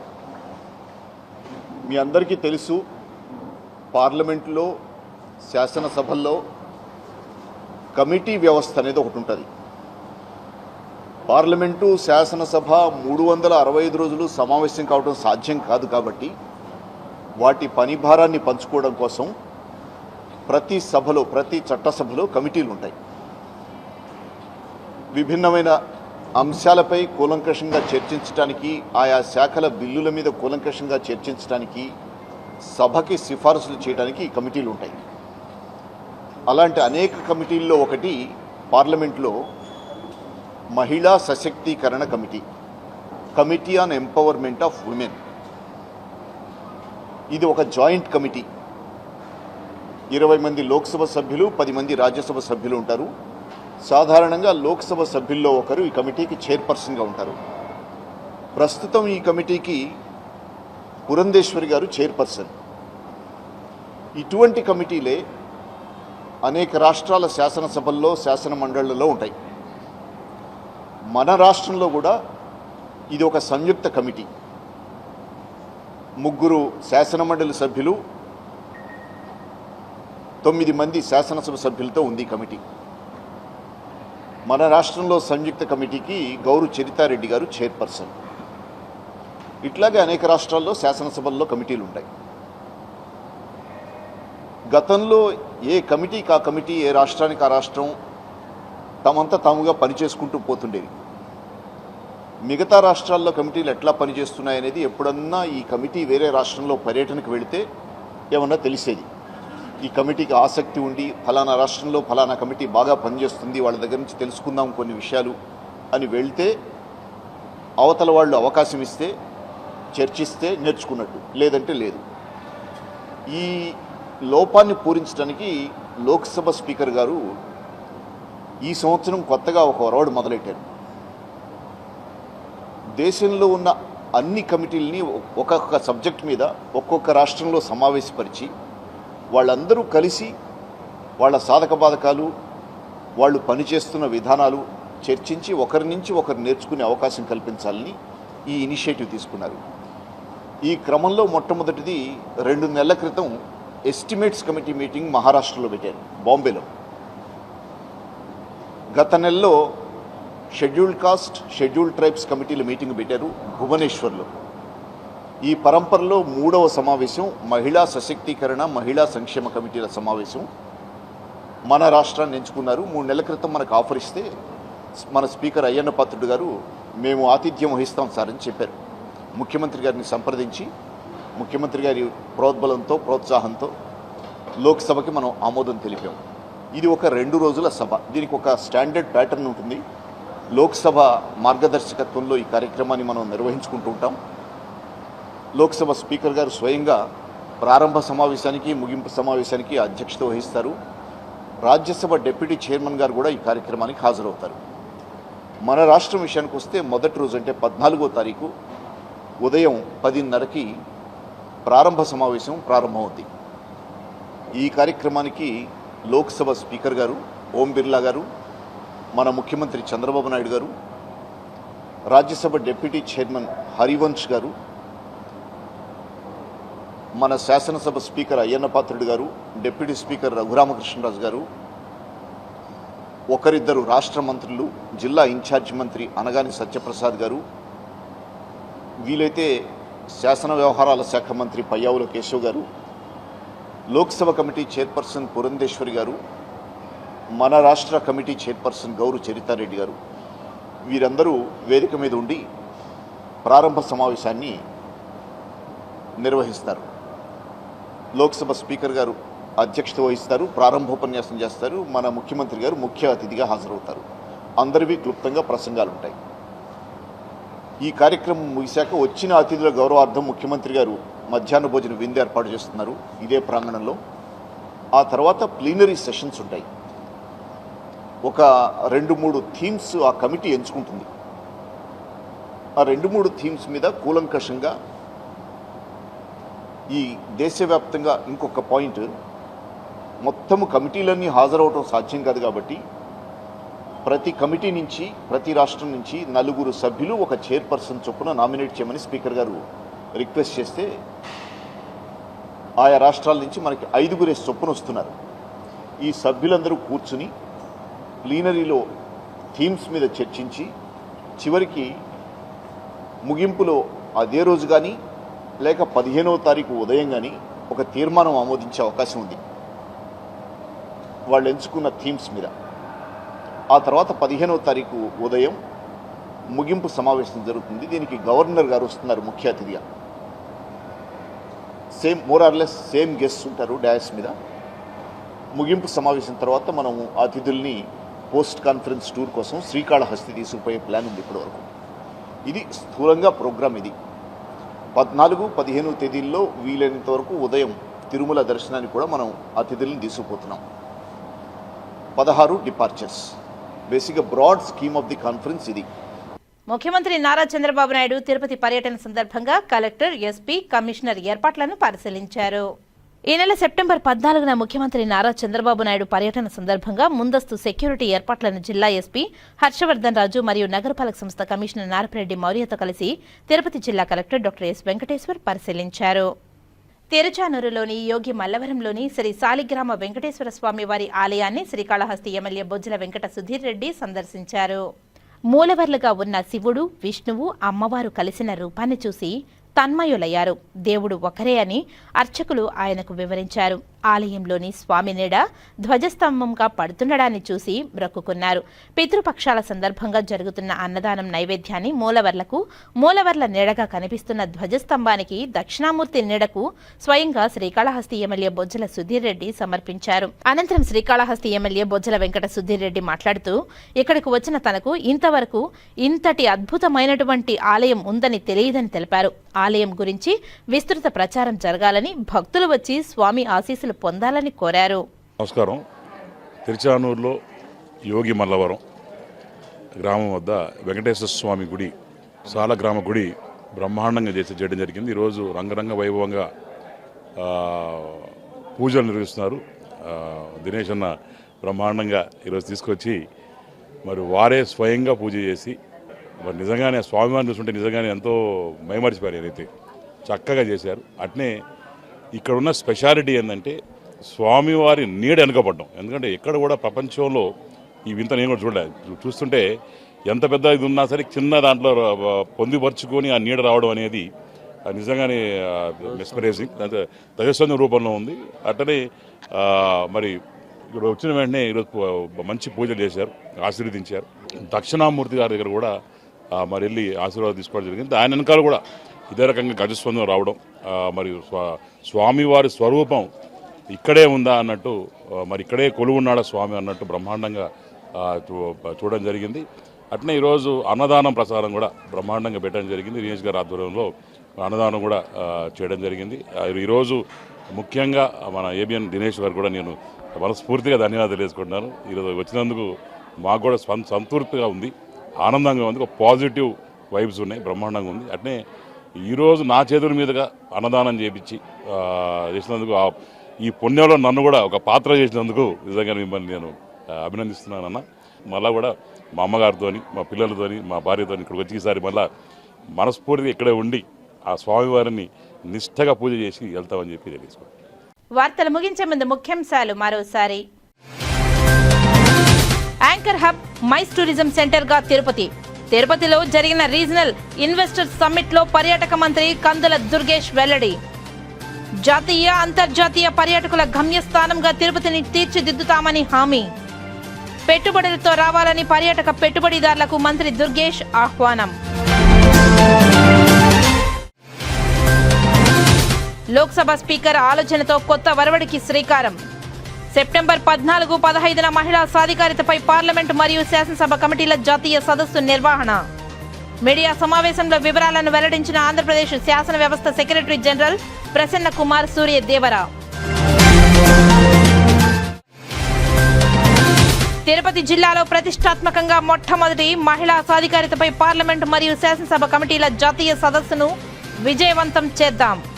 అధికారులతో సమీక్షా సమావేశంలో జిల్లా కలెక్టర్ డాక్టర్ ఎస్ వెంకటేశ్వర్.